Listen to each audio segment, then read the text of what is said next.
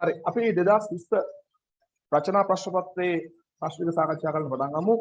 ප්‍රශ්න තුනක් සාකච්ඡා කරන්න බලාපොරොත්තු වෙනවා. ඊටු තුන ඔයගොල්ලන්ට එදා වගේම වෙන දවසක රෙකෝඩින් එකක් විදිහට කරනවා. ලයිව් ක්ලාස් එකක් විදිහට සම්බන්ධ වෙන්න පුළුවන් ළමයිට මම ඒක දැනුවත් කරනවා. කැමති කට්ටියට ලයිව් එකට එන්න. හරි. මම මේකේ බලාපොරොත්තු වෙනවා ෆිසිකල් ප්‍රශ්නයක් සාකච්ඡා කරන්න. ඊට පස්සේ ගිය සතියේ වගේම කර්මාන්ත රසායන ප්‍රශ්න අනිවාර්යෙන්ම සාකච්ඡා කරනවා. ඒත් එක්ක අපිට ඕගනික් ප්‍රශ්න හෝ ඉනෝගනික් ප්‍රශ්න අද සාකච්ඡා කරන්න බලාපොරොත්තු වෙනවා. මොකද අපි ගිය සතියේ ඉනෝගනික් ප්‍රශ්න සාකච්ඡා කරපො නැති නිසා. හරිද? හරි ඒක කරගෙන යන්න බලමු. මේක රචනා ප්‍රශ්න පත්‍රය හරිම ලේසි. කිසිම ගැටලුවක් තිබිච්ච ප්‍රශ්න පත්‍රයක් නෙමෙයි. කිසිම ගැටලුවක් කියලා කියන්නේ ඉච්චර ලොකු අවුල් තිබ්බ ප්‍රශ්න පත්‍රයක් නෙමෙයි. අමාරු ප්‍රශ්න ආවනේ මෙහෙම ගත්තේ නෑ. හරි. එන දී කොටස පස්වෙනි ප්‍රශ්නය අපි පටන් ගමු. x y2 z2 නැමැති සංයෝගය කෙල්වින් 300ට වඩා ඉහළ උෂ්ණත්ව වලට රත් කළ විට පහත පරිදි වියෝජනය වේ.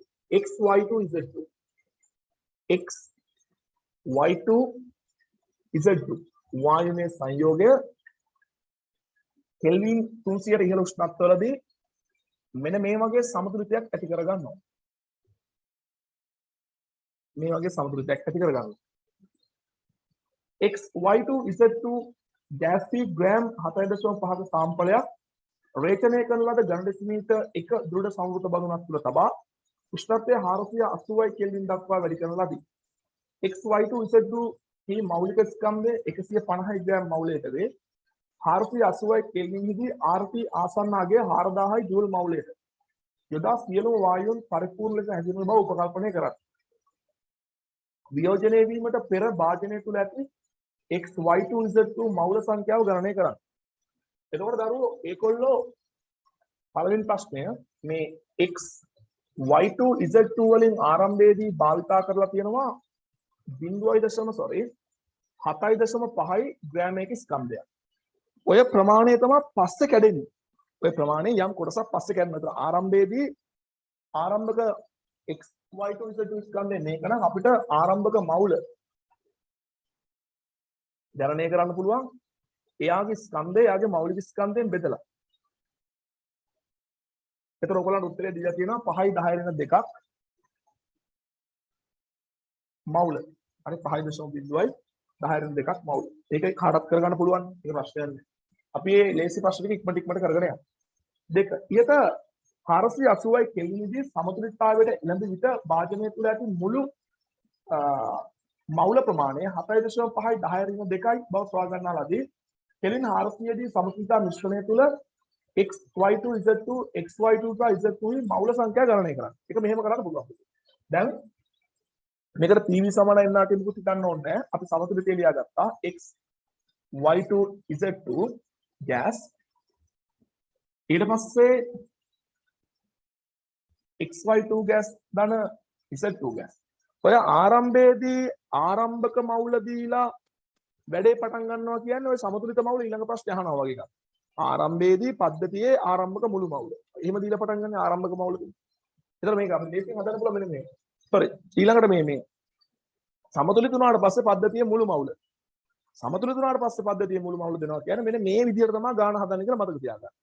හරි මේ විදිහට දැන් හදන්න යනවා. ඒතර ඔයගොල්ලෝ දන්නවා මේකේ ආරම්භක මවුල. දැන් මෙහෙමයි ඕක වෙන්නේ ගොඩක් වෙලාවට පුතේ. මේ ගාන එනවා ක්‍රම දෙකකට. එකක් තමයි අපිට යාලා මුළු මවුල දෙනවා අපෙන් එක එකක් ප්‍රවේදයේ මවුල අහනවා. එතකොට සාමාන්‍යයෙන් ගාන යන්නේ මේ විදිහට. ආයේ ඒකොල්ලෝ අපිට මුළු මවුල හොයන්න කියන සමහරලාට. ඒ කියන්නේ PV සමාන NRT වගේ දාන්න. එතකොට ඒකොල්ලෝ අපිට මේගොල්ලන්ගේ ආංශික පීඩන ආදිය දෙනවා. ඔහොමයි ඔය ගාන යන්නේ. එක්කෝ මුළු මවුල දීලා එක එක ප්‍රභේදයේ මවුල හොයන්න නැත්නම් අපිට PV සමානය මේ ආංශික පීඩන වගේ දීලා අපිට මුළු මවුල එහෙම. දැන් මෙතන මුළු මවුල දුන්නාම ඔයාලා මතක තියාගන්න මුළු මවුල දුන්නාම ගාන සාමාන්‍යයෙන් මෙන්න මේ විදිහට ලියාගෙන යන්න. හරි මුළු මවුල දුන්නා.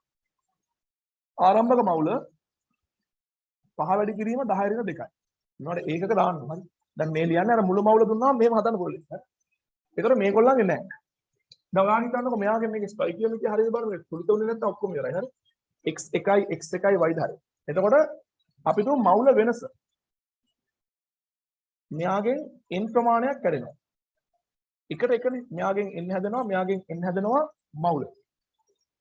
ඊට පස්සේ සමතුලිත මවුල. සමතුලිත මවුල. මෙතන පහ වැඩි කිරීම 10 ඍණ දෙකෙන් n ප්‍රමාණයක් අඩු වෙනවා. මෙතන n හැදෙනවා මෙන් හරි. දැන් පුතේ අපිට පුළුවන් මේ n ඇතුලෙන් අපිට මුළු මවුල වලට ප්‍රකාශනයක් ලියන්න. පද්ධතියේ මුළු මවුල.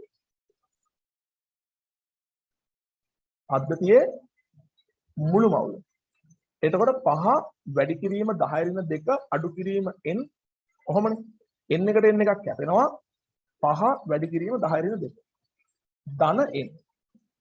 හැබැයි අපිට මෙතනටම සමාන කරන්න පුළුවන් ඒකවල මුළු මවුල සංඛ්‍යාව දීලා තියෙනවා කීයයි කියලාද 7.5යි 10 ඍණ 2යි. 7.5 වැඩි කිරීම 10 ඍණ 2යි. එහෙනම් අපිට මෙතනින් n හොයන්න පුළුවන්. පුතා මේ n ට ඒකකයක් තියෙනවා. ඒ නිසා මෙතන n ට සංඛ්‍යාත්මක අගය ආපුවම ඇති. මෙතන අඩු කරපුවාම වෙනවා 2.5 වැඩි කිරීම 10 ඍණ 2යි. ඊට පස්සේ වෙන වෙනම උත්තර ලියන්න. හරිද? වෙන වෙනම ලියන්න. දැන් සමතුලිත මෙන්න මෙහෙම ලියන්න. සමතුලිත x y2 z2 මවුල පහ වැඩි කිරීම 10 ඍණ 2 අඩු කිරීම n. ඒ කියන්නේ පහ වැඩි කිරීම 10 ඍණ 2 අඩු කිරීම 2.5 වැඩි කිරීම 10 ඍණ 2යි. ඒ කියන්නේ 2.5 වැඩි කිරීම 10 ඍණ 2යි මවුල. ඒකකේ දාන්න ඕනේ අවසාන උත්තර තියෙනවා. ඊට පස්සේ මේ දෙන්නගේ මවුල සමානයිනේ. මට කෙලින්ම ලියන්න පුළුවන් n x y2 සමානයි n z2 සමානයි n සමානයි n මවුල 2.5 වැඩි කිරීම 10 ඍණ 2යි මවුල. දෙන්නගම 2.5 බැගින් අපේ. ඔයා මෙතන මේ බලන්න මම ඒකක භාවිතා කරන්නේ. n ට ඒකකයක් තියෙනවා. ඒ කියන්නේ n කියන්නේ සංඛ්‍යාත්මකද. එහෙනම් n මවුල. n වල 2.5 වැඩි කිරීම 10 ඍණ 2 දර මවුල. කෙල්වින් 400 දී මේ ප්‍රතික්‍රියාව සඳහා සමතුලිතාන්‍යතේ Kc ගණනය කරා. Kc ගණනය කරා. හරි. ඒතර අපිට මෙතන මෙන්න මෙහෙම දෙයක් තියෙනවා. හැමෝගෙම පුතේ තියෙන එකම මවුල සංඛ්‍යාවක් නේ. හැමෝගෙම තියෙන එකම මවුල සංඛ්‍යාව. ඒ නිසා අපි මෙතනදී ඉස්සරලා මෙන්න මේ සම්බන්ධය ලියමු. ඉස්සරලා මෙන්න මේක ලියමු. හරිද? දැන් Kc සඳහා ප්‍රකාශනය වෙන්නේ කොහොමද? තුන්වෙනි එක. Kp නෙමෙයි අහන්නේ Kc. එහෙනම් අපිට දාන්න වෙනවා x y2 වායුවේ සාන්ද්‍රණය වතාවක් z2 වායුවේ සාන්ද්‍රණය බෙදීම x y2 z2 වායුවේ සාන්ද්‍රණය. සමතුලිත අවස්ථාවේ හැමෝගෙම මවුල සමාන නිසා හරිද අපි දන්නවා සමතුලිත විට x y2 වායුවේ සාන්ද්‍රණය සමානයි z2 වායුවේ සාන්ද්‍රණය සමානයි x y2 z2 වායුවේ සාන්ද්‍රණය සමානයි 2.5 වැඩි කිරීම 10 ඍණ 2යි මවුල බෙදීම පරිමාව.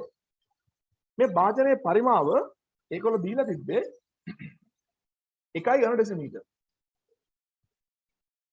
ඒ කියන්නේ සාන්ද්‍රණය 2.5 වැඩි කිරීම 10 ඍණ 2යි මවුල ඝන ඩෙසිමීටරයට කියලා එනවා.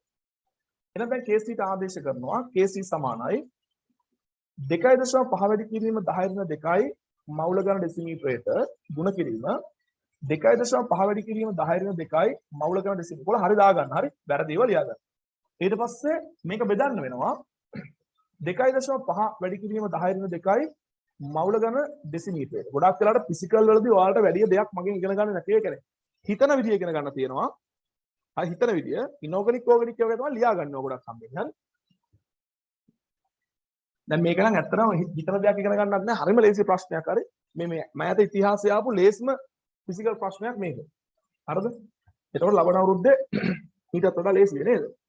හරි. ඊට පස්සේ මේ 2.5 කපන්න පුළුවන් නේ. නෝ කපන්න පුළුවන්. ඒකට උත්තරේ 2.5 වැඩි කිරීම 10 ඍණ 2යි ඒකක නැතුණාට ලකුණු හම්බ වෙනවා. ඒකක තියෙනවා නම් මවුල ඝන ඩෙසිමීටරයට එනවා. ඔය ඒකක සම්බන්ධ පොඩි තියෙනවා ඔයගොල්ලෝ නොදන්න කතාවක් නේ. ඊට පස්සේ කෙල්වින් 480 දී සමතුලිත Kp ගණනය කරන්න කියනවා. එතන අපි අමුතුවෙන් ආංශික පීඩන ගණනය කරන්න ඕනේ. අපි දන්නවා මේකට අපිට ලියන්න පුළුවන් සම්බන්ධයක් Kp සමානයි Kc Rt ඩෙල්ටා n කියලා. ඔයාලා දන්නවනේ මේ සමීකරණය. එතකොට මේකට දාපුවම Kp Kc Rt delta n ගන්න කොහොමද? ප්‍රතිඵලවල ස්ටොයිකියෝමෙට්‍රික් එකතුව 2 අඩු කිරීම ප්‍රතික්‍රියාවල ස්ටොයිකියෝමෙට්‍රික් එකතුව 1. ඒ කියන්නේ Kp සමානයි Kc Rp බවට පත් වෙනවා. Kp සමානයි පුතේ Kc ඔන්න මෙතන පොඩ්ඩක් පරිස්සම් වෙන්න ඕන. හරි? 2.5යි 10 2යි දැන් ඔයා නිව්ටන් වර්ග මීටරයට වගේ පදයකින්නේ අපි Kp හොයන්නේ. SI එක ගලින්නේ. හැබැයි මෙතන තියෙන ඩෙසිමීටරයට. ඩෙසිමීටරයට. දැන් ඔය ඝන මීටරයට කරගන්න. කොහොමද අපි ඔය ඝන මීටරයට කරගන්නේ? පැත්තකින් ලියා ගන්න. ඔයාට ඔන්නක ලියා ගන්න මේ 2.5 වැඩි කිරීම 10 මවුල ඔය යට කියන ඒවා ඉර යට ඉඳලා නෙන්නේ. 1 ඝන ඩෙසිමීටර සමානයි 2.5 වැඩි කිරීම 10 මවුල ඩෙසිමීටර එකක් කියලා කියන්නේ පුතේ 10 ඝන මීටර. 10 ඝන මීටර. දැන් මේක ඉර උඩට ගේන්න 2.5 වැඩි කිරීම 10 වැඩි කිරීම 10 මවුල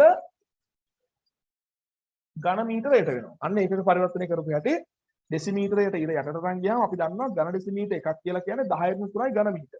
ඉර උඩට අරන් ආපුවාම ඒක ධන 3ක් වෙනවා 13ක් 13ට 10 කැප. මේක 10 දෙක තියෙන්නේ 10 මවුල ඝන මීටරයට කියලා දාගන්න. ඒතකොට ඒක SI එක. RT. ඒතකොට RT එක තියෙනවා කීයද?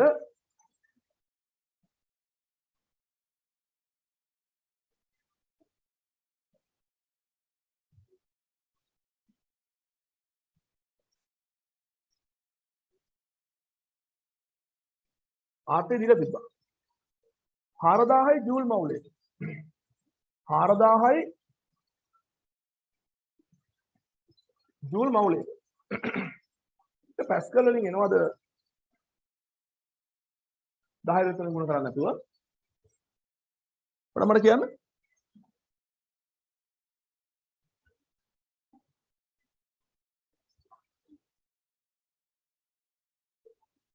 මට තප්පරයක් දෙන්න.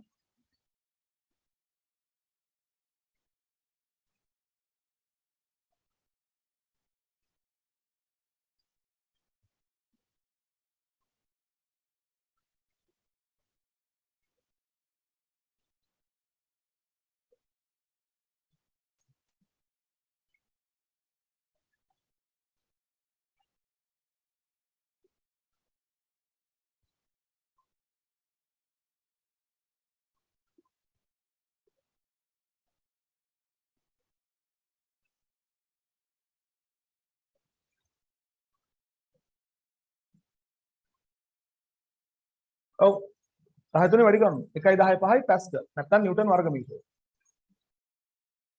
දාගන්න. හරි. මේක විසුරු කිරීමක් කරේ පොඩි. දැන් මොකද මතක තියාගන්න පුතේ මම මේ 10 තුනේ වැඩි කරේයි දන්නවද? දැන් අපි kp ට ගන්න පැස්කල් නිව්ටන් වර්ග මීටරයටනේ. ඒක මගේ ඔළුවේ තියෙනවා. ඒතර මම මෙතෙන්ට මවුල ගන්න ඩෙසිමීටර පදයක් මවුල ගන්න ඩෙසිමීටර. ඒක SI නෙමෙයි. අර එහෙම එකක් ඔළුවේ තියාගන්න තමයි මම 10 තුනෙන් වැඩි කරලා ඒ ඩෙසිමීටරයට කෑල්ල ඝන මීටරයට කරගත්තා. ඒක පොඩ්ඩක් මාක් කරගන්න. ඒ අනුව තමයි මම බය නැතුව මේක නිව්ටන් වර්ග මීටරයට කියලා දැම්මේ. ඔයා එකකේ විදිහට දානවා නම් හරියට ඒක කරන්න. හරි. ඊට පස්සේ දැන් ඔන්න kp ගණනය කරා.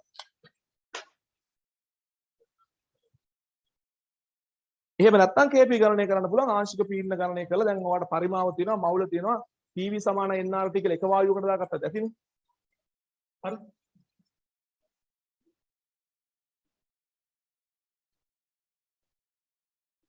නැත්නම් ඔයාලට මේ විදිහට යන්න පුළුවන්. මේක kp සමානයි ඔයා ලියන්න p කවුද එක වායුවක් x y2 gas ගුණ කිරීම p z2 gas යට p x y2 z2 gas කියලා. එතකොට මේකේ ඔයගොල්ලෝ දන්නවා p මේක ලියා ගන්න px y2 සමානයි pz2 ඒ කියන්නේ මේ හැමෝගෙම ආංශික පීඩන සමානයි. px y2 z2 සමානයි. එක වායුවකට pv සමාන nrt දාන්න. එක වායුවකට pv සමාන nrt හරි එක වායුවකට දාන්නේ. එහෙනම් px මම y2 ට දාන්න. px y2 සමානයි මවුල සංඛ්‍යාව 1.5 වැඩි කිරීම 10 ඍණ 2යි මවුල NRT නේ RT දීලා තිබ්බා 4000යි ජූල් මවුලයට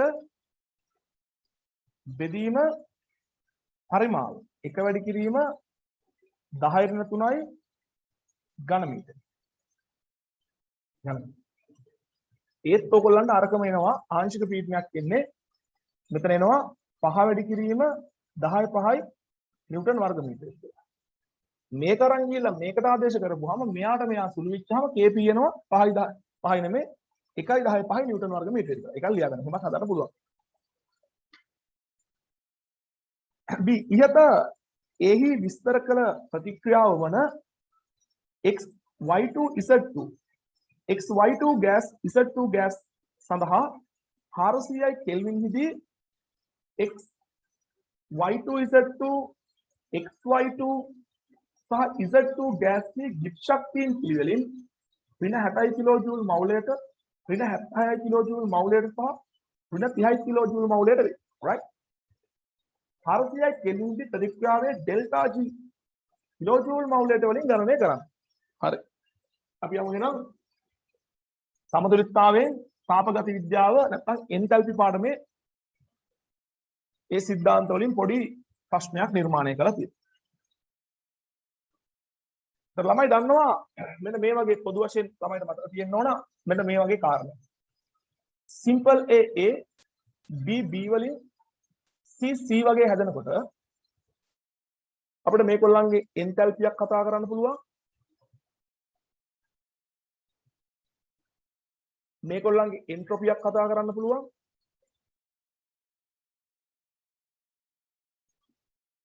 මේගොල්ලන්ගේ ගිබ් ශක්තියක් කතා කරන්න පුළුවන්.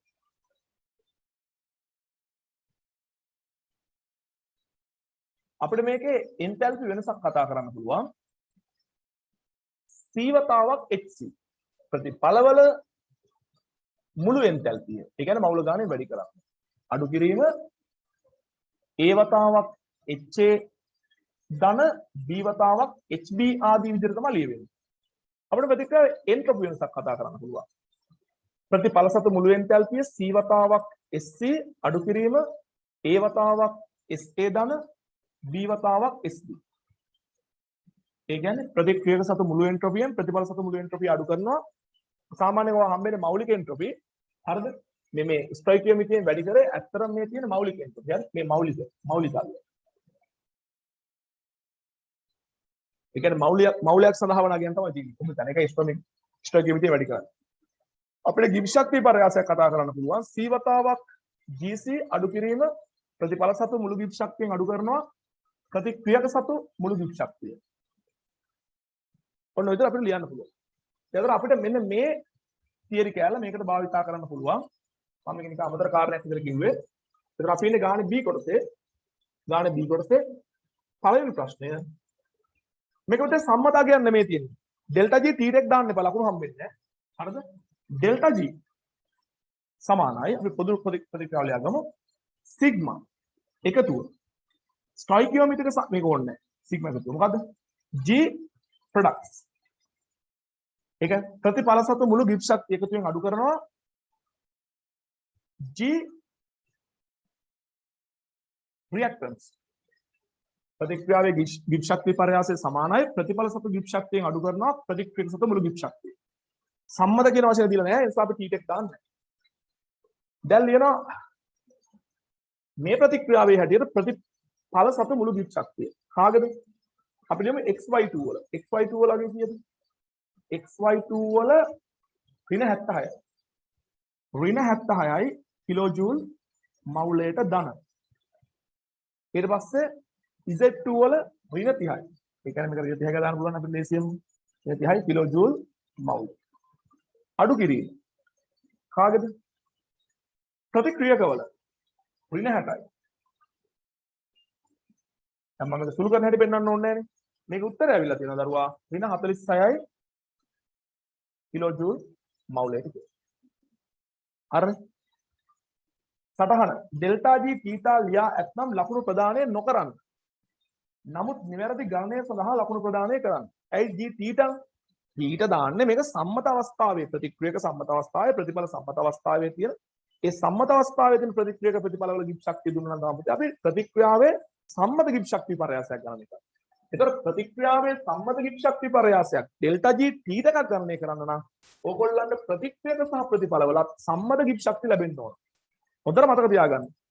ගොඩක් වෙලාවට ඔක චෙක් කරනවා මේ පේපර් එකේදී. නිකන් අර පුරුද්දට හැම වෙලේම ඩෙල්ටා g θ ඩෙල්ටා h θ ඔය සම්මත කියන වචනේ આવුත් විතරයි θ දාන්න කියලා මතක තියාගන්න. නැත්තම් දාන්න එපා හරි. අනේ නිකන් ඔය θ තියෙන ඔය දාලා එව්ව බෑ හරි. එහෙම බෑ. එහෙම බෑ. ෆෝමියුලා දෙක. ෆෝමියුලා දෙක.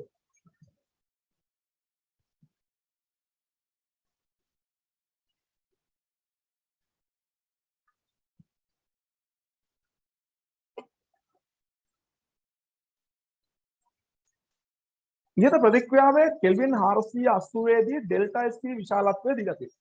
එන්ට්‍රොපි විපර්යාසය. සමානයි බලන්න මේකටවත් ටීට නැහැනේ 150යි සාමාන්‍යව කිලෝ ජූල් එන්නේ නැහැනේ. හොඳට මතක තියාගන්න ජූල් කියන්නේ හරි.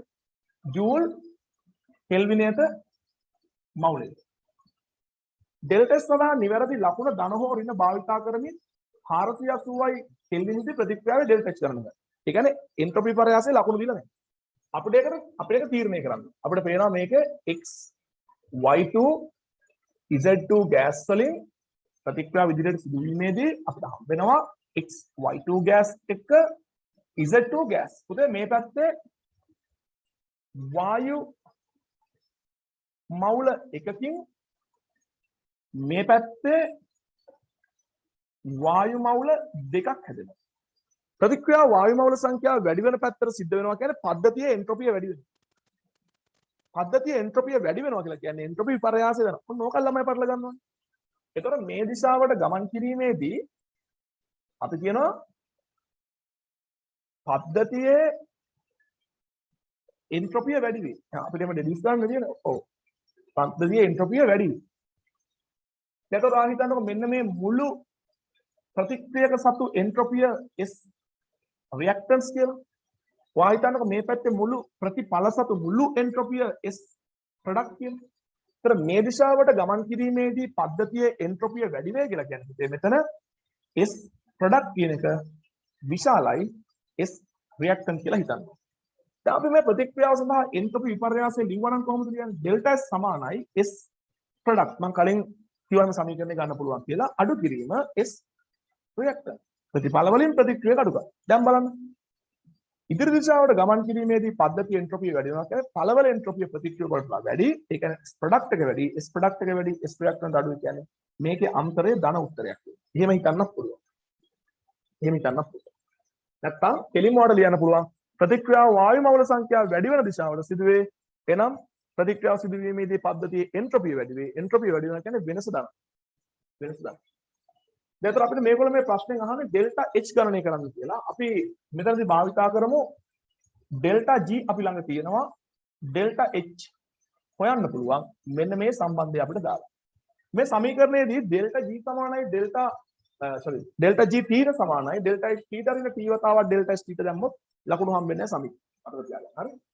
එතකොට ඩෙල්ටා G කියලා කියන්නේ ඍණ 46 සමානයි ඩෙල්ටා H ඍණ දැන් මෙතනදී විශේෂයෙන් මතක තියාගන්න උෂ්ණත්වය කෙල්වින් 480යි. පුතේ මෙහා යන්නේ කිලෝ ජූල් මවුලයට වලින්. මෙහාත් අපි ගන්න කිලෝ ජූල් මවුලයට වලින්. එතකොට මෙන්න මෙතන අපි මතක තියාගන්නවා මේ ජූල් කියන එක හරි පරිස්සම් වෙන්න ඕන. එක්කෝ සියල්ල මෙහා ජූල් කරන්න ඕන. නැත්නම් හරියට කිලෝ ජූල් කරන්න. ලේසි විදිය තමයි 150 10 ඍණ 3න් වැඩි කරලා ඒක කිලෝ ජූල් කරන්න. ඒකක දානවා නම් මේක කිලෝ ජූල් මවුලයට වෙනවා. මෙහා දැන් කිලෝ ජූල් මවුලයට කෙල්විනට. මේ කෙල්විනට කැපෙනවා. දරවාට මේක ඩෙල්ටා H පා ගන්න පුළුවන්. ධන 26 කිලෝ ජූල් මවුලයට කියලා මම සුළු කරනවා නම් මෙතනදී කියලා දෙන්නේ නැහැ. ඒ කියන්නේ මම සුළු කරන්නේ නැහැ. යනවා. හරි. ධන 26 කිලෝ ජූල් මවුලයට. විශේෂයෙන් මතක තියාගන්න ඔය ඩෙල්ටා S ගේ ජූල් කියන එක එක්කෝ මෙතනදී කිලෝ ජූල් කරන්න නැත්නම් ගිබ්ස් වල කිලෝ ජූල් එක ජූල් කරන්න. ඒක අනිවාර්යයෙන් මතක තියාගන්න කලබලෙට හදන්න යන්න එපා වරද.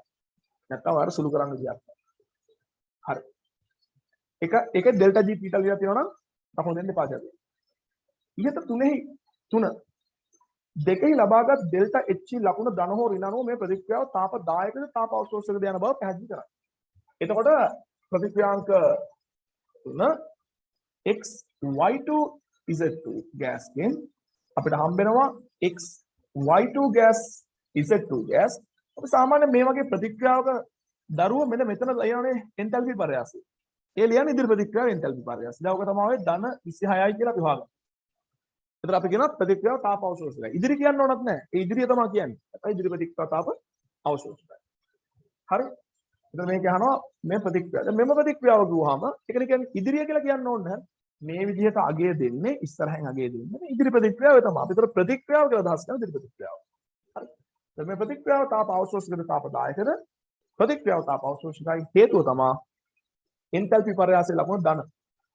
එන්තල්පි පරයාසයේ ලකුණ ධන. yeah. ප්‍රතික්‍රියාව තාප අවශෝෂකයි. ඒකට හේතුව නැත්නම් අපි ඒක එම තීරණය කරේ මොන සාධකේ පදනම් කරගෙනද? ඒක තීරණය කරේ එන්තල්පි පරයාසයේ ලකුණ ධන කියන කාරණය. ධන කියන කාරණය. ඊට පස්සේ අපිට ඊළඟ ප්‍රශ්නේ අහනවා කෙල්වින් 400 කෙල්වින් 400 දී xy2 z2 මගින් මේ ප්‍රතික්‍රියාව අනිත් පැත්තට සිද්ධ වුණා. එතකොට මේ ප්‍රතික්‍රියාව මේ දිශාවට සිද්ධ වුණොත් පුතේ ඔය මවුලයට කිලෝජූල් 26ක් අවශෝෂණය කරන්නේ. ඒගොල්ලෝ අහනවා xy2 gas ධන z2 gas වලින් මෙන්න මේ දිශාවට ප්‍රතික්‍රියාව සිද්ධ වුණා.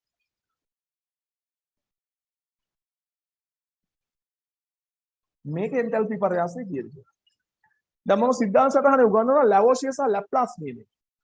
යම් තාප රසායනික සමීකරණයක් අනිත් පැත්තට ලිව්වොත් එකම තත්ත්වය යටතේ අනිත් පැත්තට වෙනවා කියලා හිතුවොත් එන්තල්පි පරයාසයේ ලකුණ මාරු වෙනවා විශාලක් වෙනස් වෙනවා. එහෙනම් අර්ග ධන විශේෂය නම් මේක ඍණ 36යි කිලෝජූල් මවුල්. තාප රසායනික සමීකරණයක් අනිත් පැත්ත ගහපුවම එන්තල්පි පරයාසයේ ලකුණ අනිත් පැත්ත යනවා එච්චර. ධන ඍණ වෙනවා ඍණ ධන. x y2 z2 හි x z බන්ධනයේ බන්ධන එන්තල්පිය 250 කිලෝජූල් මවුලයට වේ නම් z බන්ධනයේ බන්ධන එන්තල්පිය ගණනය කරන්න සංයෝගයේ එකක් දීලා තියෙනවා.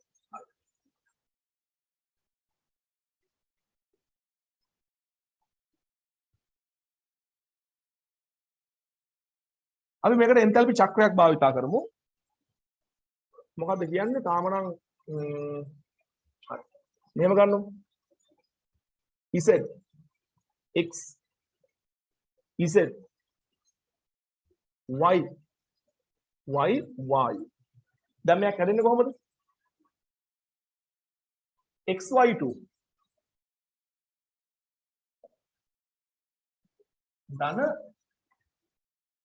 z2 කොහොම ගන්න? දැන් මේ ප්‍රතික්‍රියාව එන්තල්පි පරයාසය අපි දන්නේ. ඉන්න මේ ධනනේ 26යි කිලෝජූල් මවුලේ. දන්නවනේ. හරි. දැන් මේ ප්‍රතික්‍රියාව එන්තල්පි පරයාසනේ අපි අහන්නේ නැහැ. ප්‍රතික්‍රියාවේ මේ අපි අහන්නේ xy බන්ධනය කියන්නේ එන්තල්පි xy නේ xz. මෙන්න මේක අපෙන් අහන්නේ. දැන් අපිට මේ වගේ අවස්ථාවක දාන්න පුළුවන් නේද පුතේ? අර කැඩෙන බන්ධන වලින් හැදෙන බන්ධන අඩු කරලා අපිට ගන්න පුළුවන්. මේකේ අපිට දාන්න පුළුවන් මේක සම්මත අවස්ථාවේ නෙමෙයි කියන්නේ ප්‍රතික්‍රියාවේ එන්තල්පි පරයාසය සමානයි. මෙන්න මෙහෙම දාන්න පුළුවන්. ඩෙල්ටා H dissociation බන්ධන විඝටන මොන බන්ධන විඝටනද? කැඩෙන. අඩු කිරීම එන්තල්පි පරයාසය dissociation කියලා කියන්නේ අර විඝටන. විඝටන එන්තල්පි පරයාසය අපි දන්නා සෑදෙන බන්ධන. ඔක ලියද්දි මෙන්න මෙහෙම ලියනවා. කැඩෙන්නේ මොනවද? අපි ඉස්සලා බලමු. xz බන්ධනය මෙතන තියෙනවා එහා පැත්තේ නෑ. එහෙනම් මේක කැඩෙනවා. මම කැඩෙනවට කොහොමද ඉතලක් දාගන්න.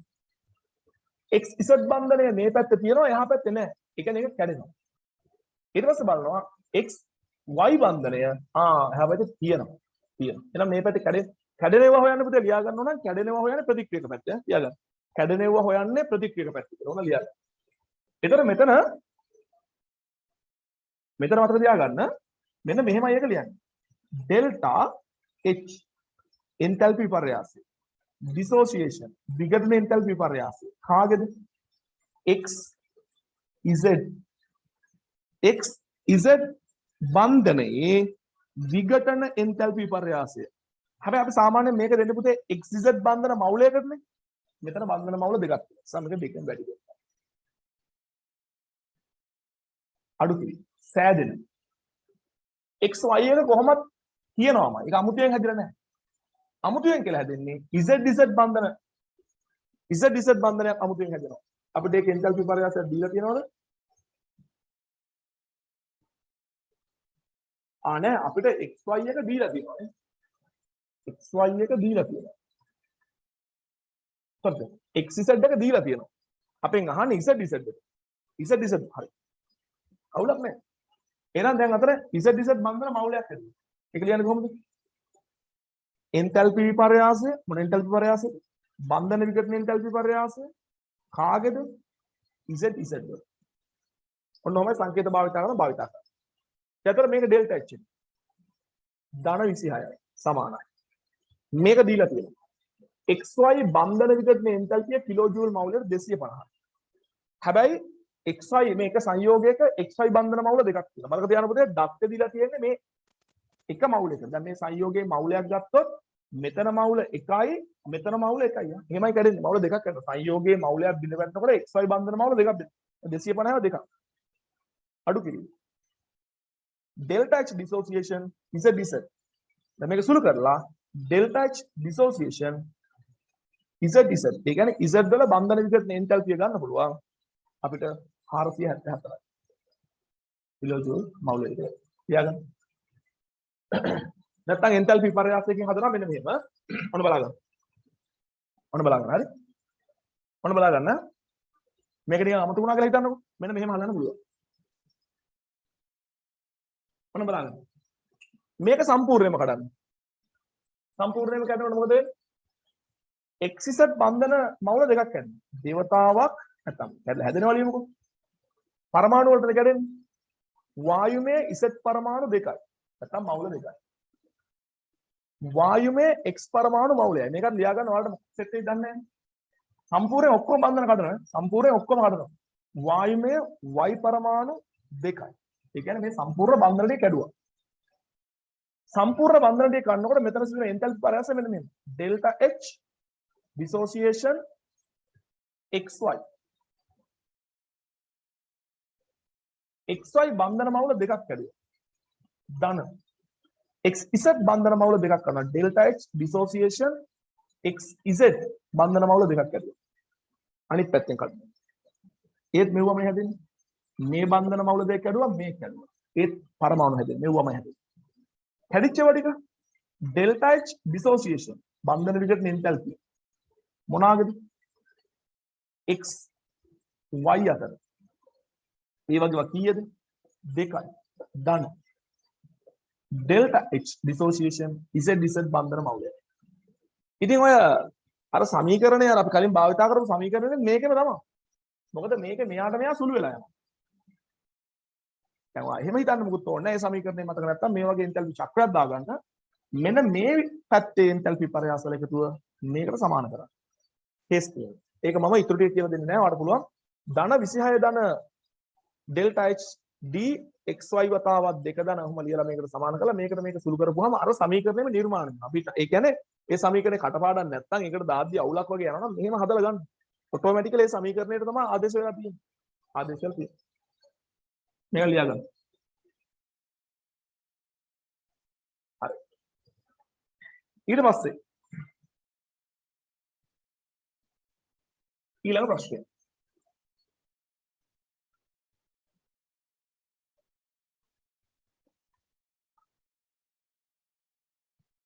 කනට ක්ලාස් තියෙනවද අද?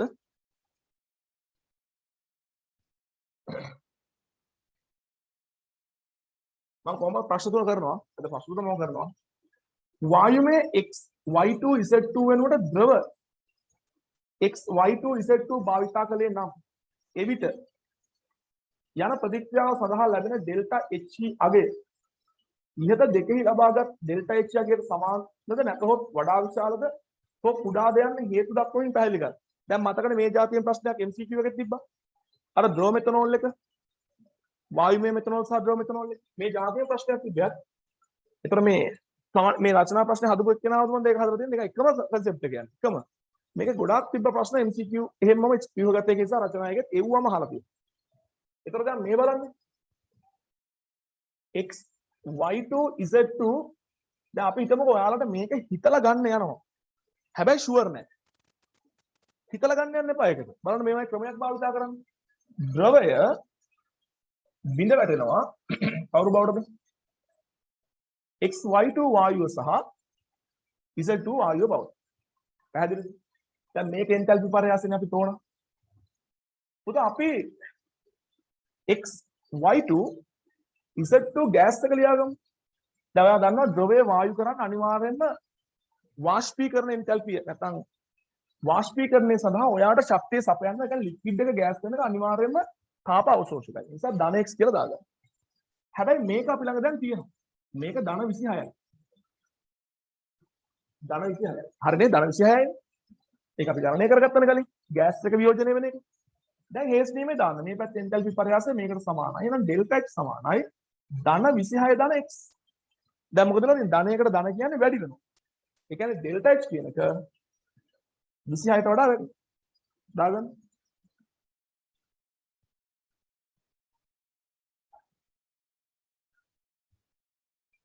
දැන් මේගොල්ලෝ අහන ප්‍රශ්නේ මොකද්ද? අහන ප්‍රශ්න උත්තරේ. අගයට සමානද නැතහොත් වඩා විශාලද හෝ කුඩාද යන්න හේතු දක්වමින් පැහැදිලි කරන්න. ඇත්තට මේක හේතුව නෙමෙයි. මේක අපි පැහැදිලි කරන්න ඕන පුතේ.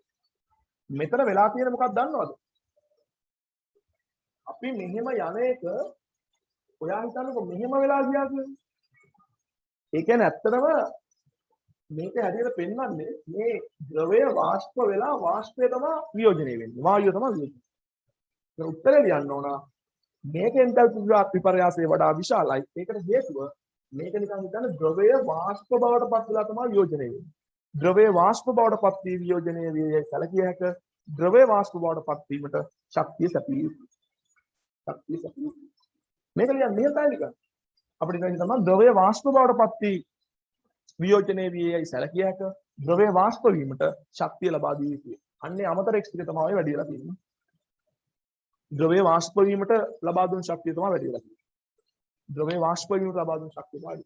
ද්‍රවය වාෂ්ප බවට පත් වී වියෝජනය වේ සැලකිය හැක. ද්‍රවය වාෂ්ප වීමට ශක්තිය ලබා දී යුතුයි. එන කර්මාන්ත රසායන ප්‍රශ්න අපි එක්ක කරලා ඉමු.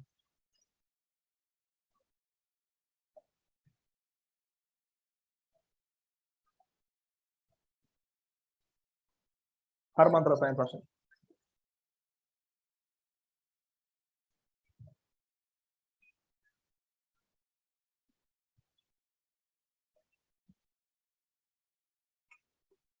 හරි.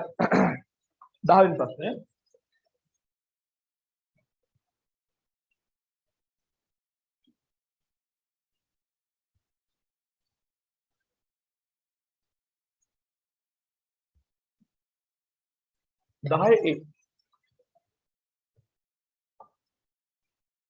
පහසුනාම් ප්‍රශ්න ටයිටේනියම් ඩයොක්සයිඩ් TiO2 වල ගුණ සහ එහි නිෂ්පාදනය ක්ලෝරයිඩ් ක්‍රියාවලිය මගින් සිදු කිරීම මත පදනම් වේ.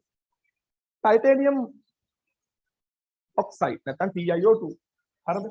ටයිටේනියම් ඩයොක්සයිඩ් නිෂ්පාදනය නිකන් පොඩ්ඩක් මතක තියාගන්න. ඔය TiO2 අඩංගු සංයෝග විදිහට රූටයිල් කියලා જાතියක් තියෙනවා. ඉල්මනයිට් කියලා જાතියක් තියෙනවා. රූටයිල් වල TiO2ත් එක්ක අපද්‍රව්‍ය ඉන්නවා. හැබැයි මේ රූටයිල් TiO2 බහුලයි. ඊට පස්සේ ඉල්මනයිට් කියලා කියන්නේ FeOත් එක්ක TiO2 ඉන්නවා. ඒ නිසා මේක අපිට දාන්න පුළුවන් Fe TiO2 නැත්නම් TiFeO2. ඔය වගේ. හරිද? ඊට සාමාන්‍යයෙන් TiO2 නිෂ්පාදනයට භාවිත කරන්නේ රූටයිල්. ඒක කෙලින්ම ගේන්න පුළුවන්. ඉල්මනයිට් ගේනවා නම් ඕකේ තියෙන FeO ඉවත් කරන්න ඕන. ඉවත් කරන ක්‍රමයට කියනවා සල්ෆේට ක්‍රියාවලියද? සල්ෆේට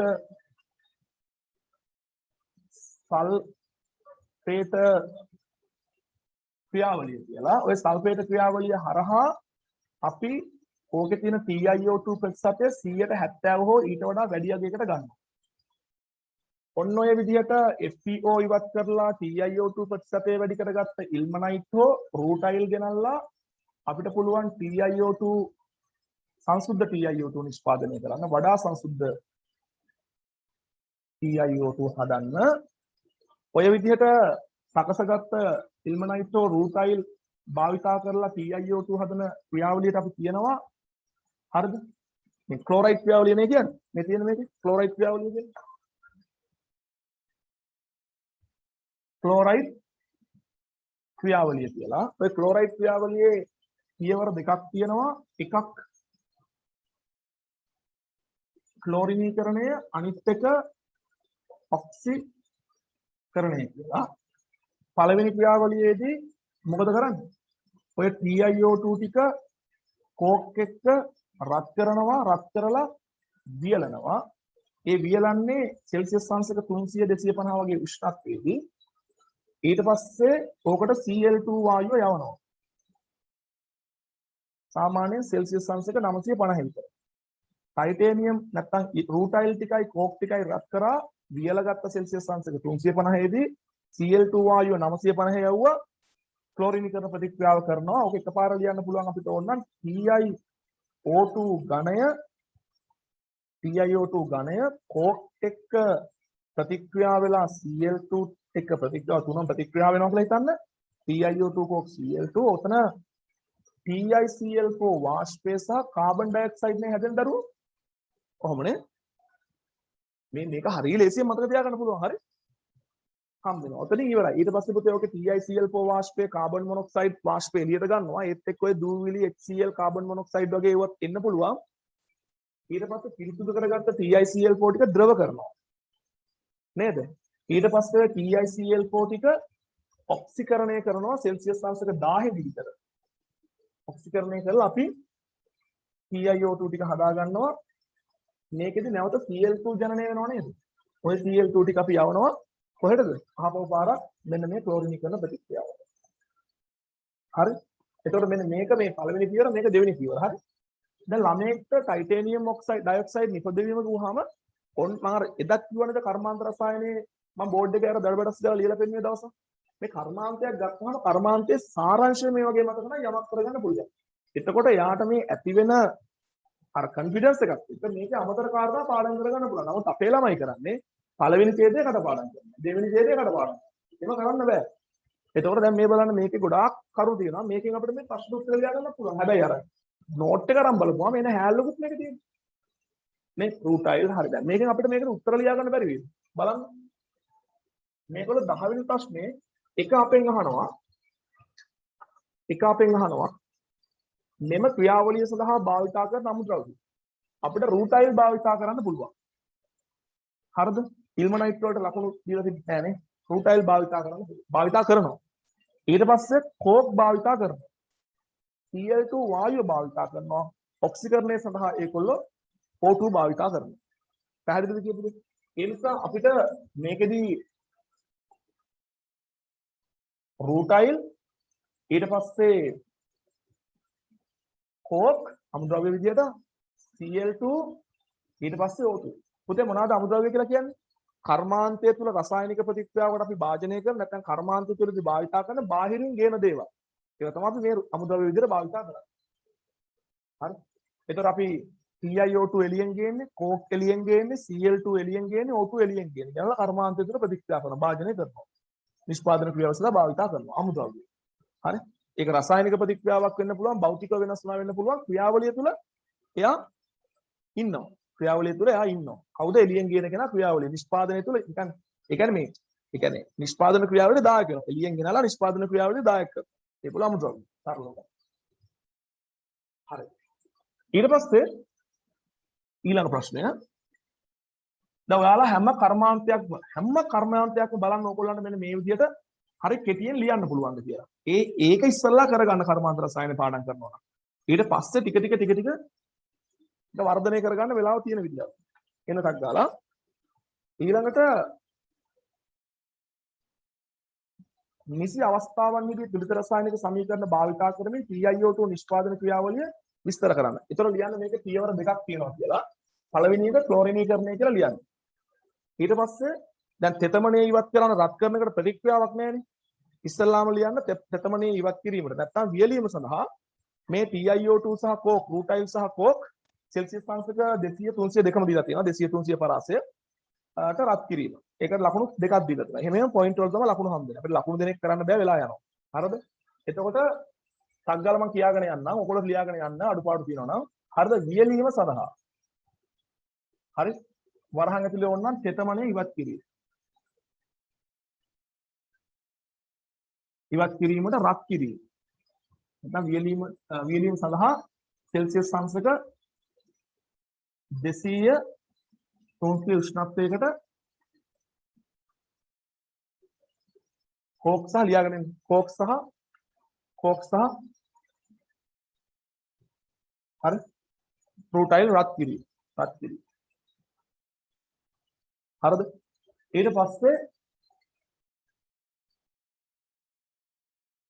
රූටයිල් කෝක් මිශ්‍රණය සෙල්සියස් අංශක 950ට තයි රේන්ජ් එකක් තියෙනවා මේක ඒගොල්ලෝ දීලා තියෙනවා පුතේ 900 950 අපි 950 දාමු 950ට රත් කර Cl2 වායුව සමග ප්‍රතික්‍රියාව. පුතේ ඔතන ඔය ප්‍රතික්‍රියාව ලියන්න පුළුවන් ක්‍රම දෙකක් තියෙනවා. ස්ටෙප් දෙකකට ලියන්න පුළුවන් තනියකට ලියන්න පුළුවන්. ඔකේ මුලින්ම ඔයාලට හිතන්න පුළුවන් TiO2 දැන් ඔයාලා බලයි TiO2 හදද්දි TiO2 දැන් මේ මෙතන අපද්‍රව්‍ය තියෙනවානේ. අපද්‍රව්‍ය තියෙන මේ රූටයිල් මේ ලියන්නේ. රූටයිල් වල තියෙන TiO2 අපද්‍රව්‍යයත් එක්ක තියෙන. මෙතනදී කෝක් එක්ක ප්‍රතික්‍රියා කරලා ඔයාට ටයිටේනියම් ලෝහය සහ හරි මේක කාබන් ඩයොක්සයිඩ් දෙනවා කියලා ඔයාලට පළවෙනි ප්‍රතික්‍රියාව ලියන්න පුළුවන්. يعني මෙහෙම පියවර දෙකකට කාබන් ඩයොක්සයිඩ් දෙනවා. ඊට පස්සේ ලියන්න පුළුවන් ඔය Ti ටයිටේනියම් Cl2 වායුවත් එක්ක ප්‍රතික්‍රියා කරලා TiCl4 වාෂ්පය දෙනවා කියලා ලියන්න පුළුවන්. ඔය ප්‍රතික්‍රියා දෙක එකතු කරලා TiO2 කෝක් එක්ක Cl2 එක්ක ප්‍රතික්‍රියා කරලා TiCl4 වාෂ්පය සහ කාබන් ඩයොක්සයිඩ් දෙනවා කියලා ලියන්න පුළුවන්. මේ දෙවිදියට හෝ මේ විදියට ලියන්න. හරි? ඔය විදියට ලියන්න.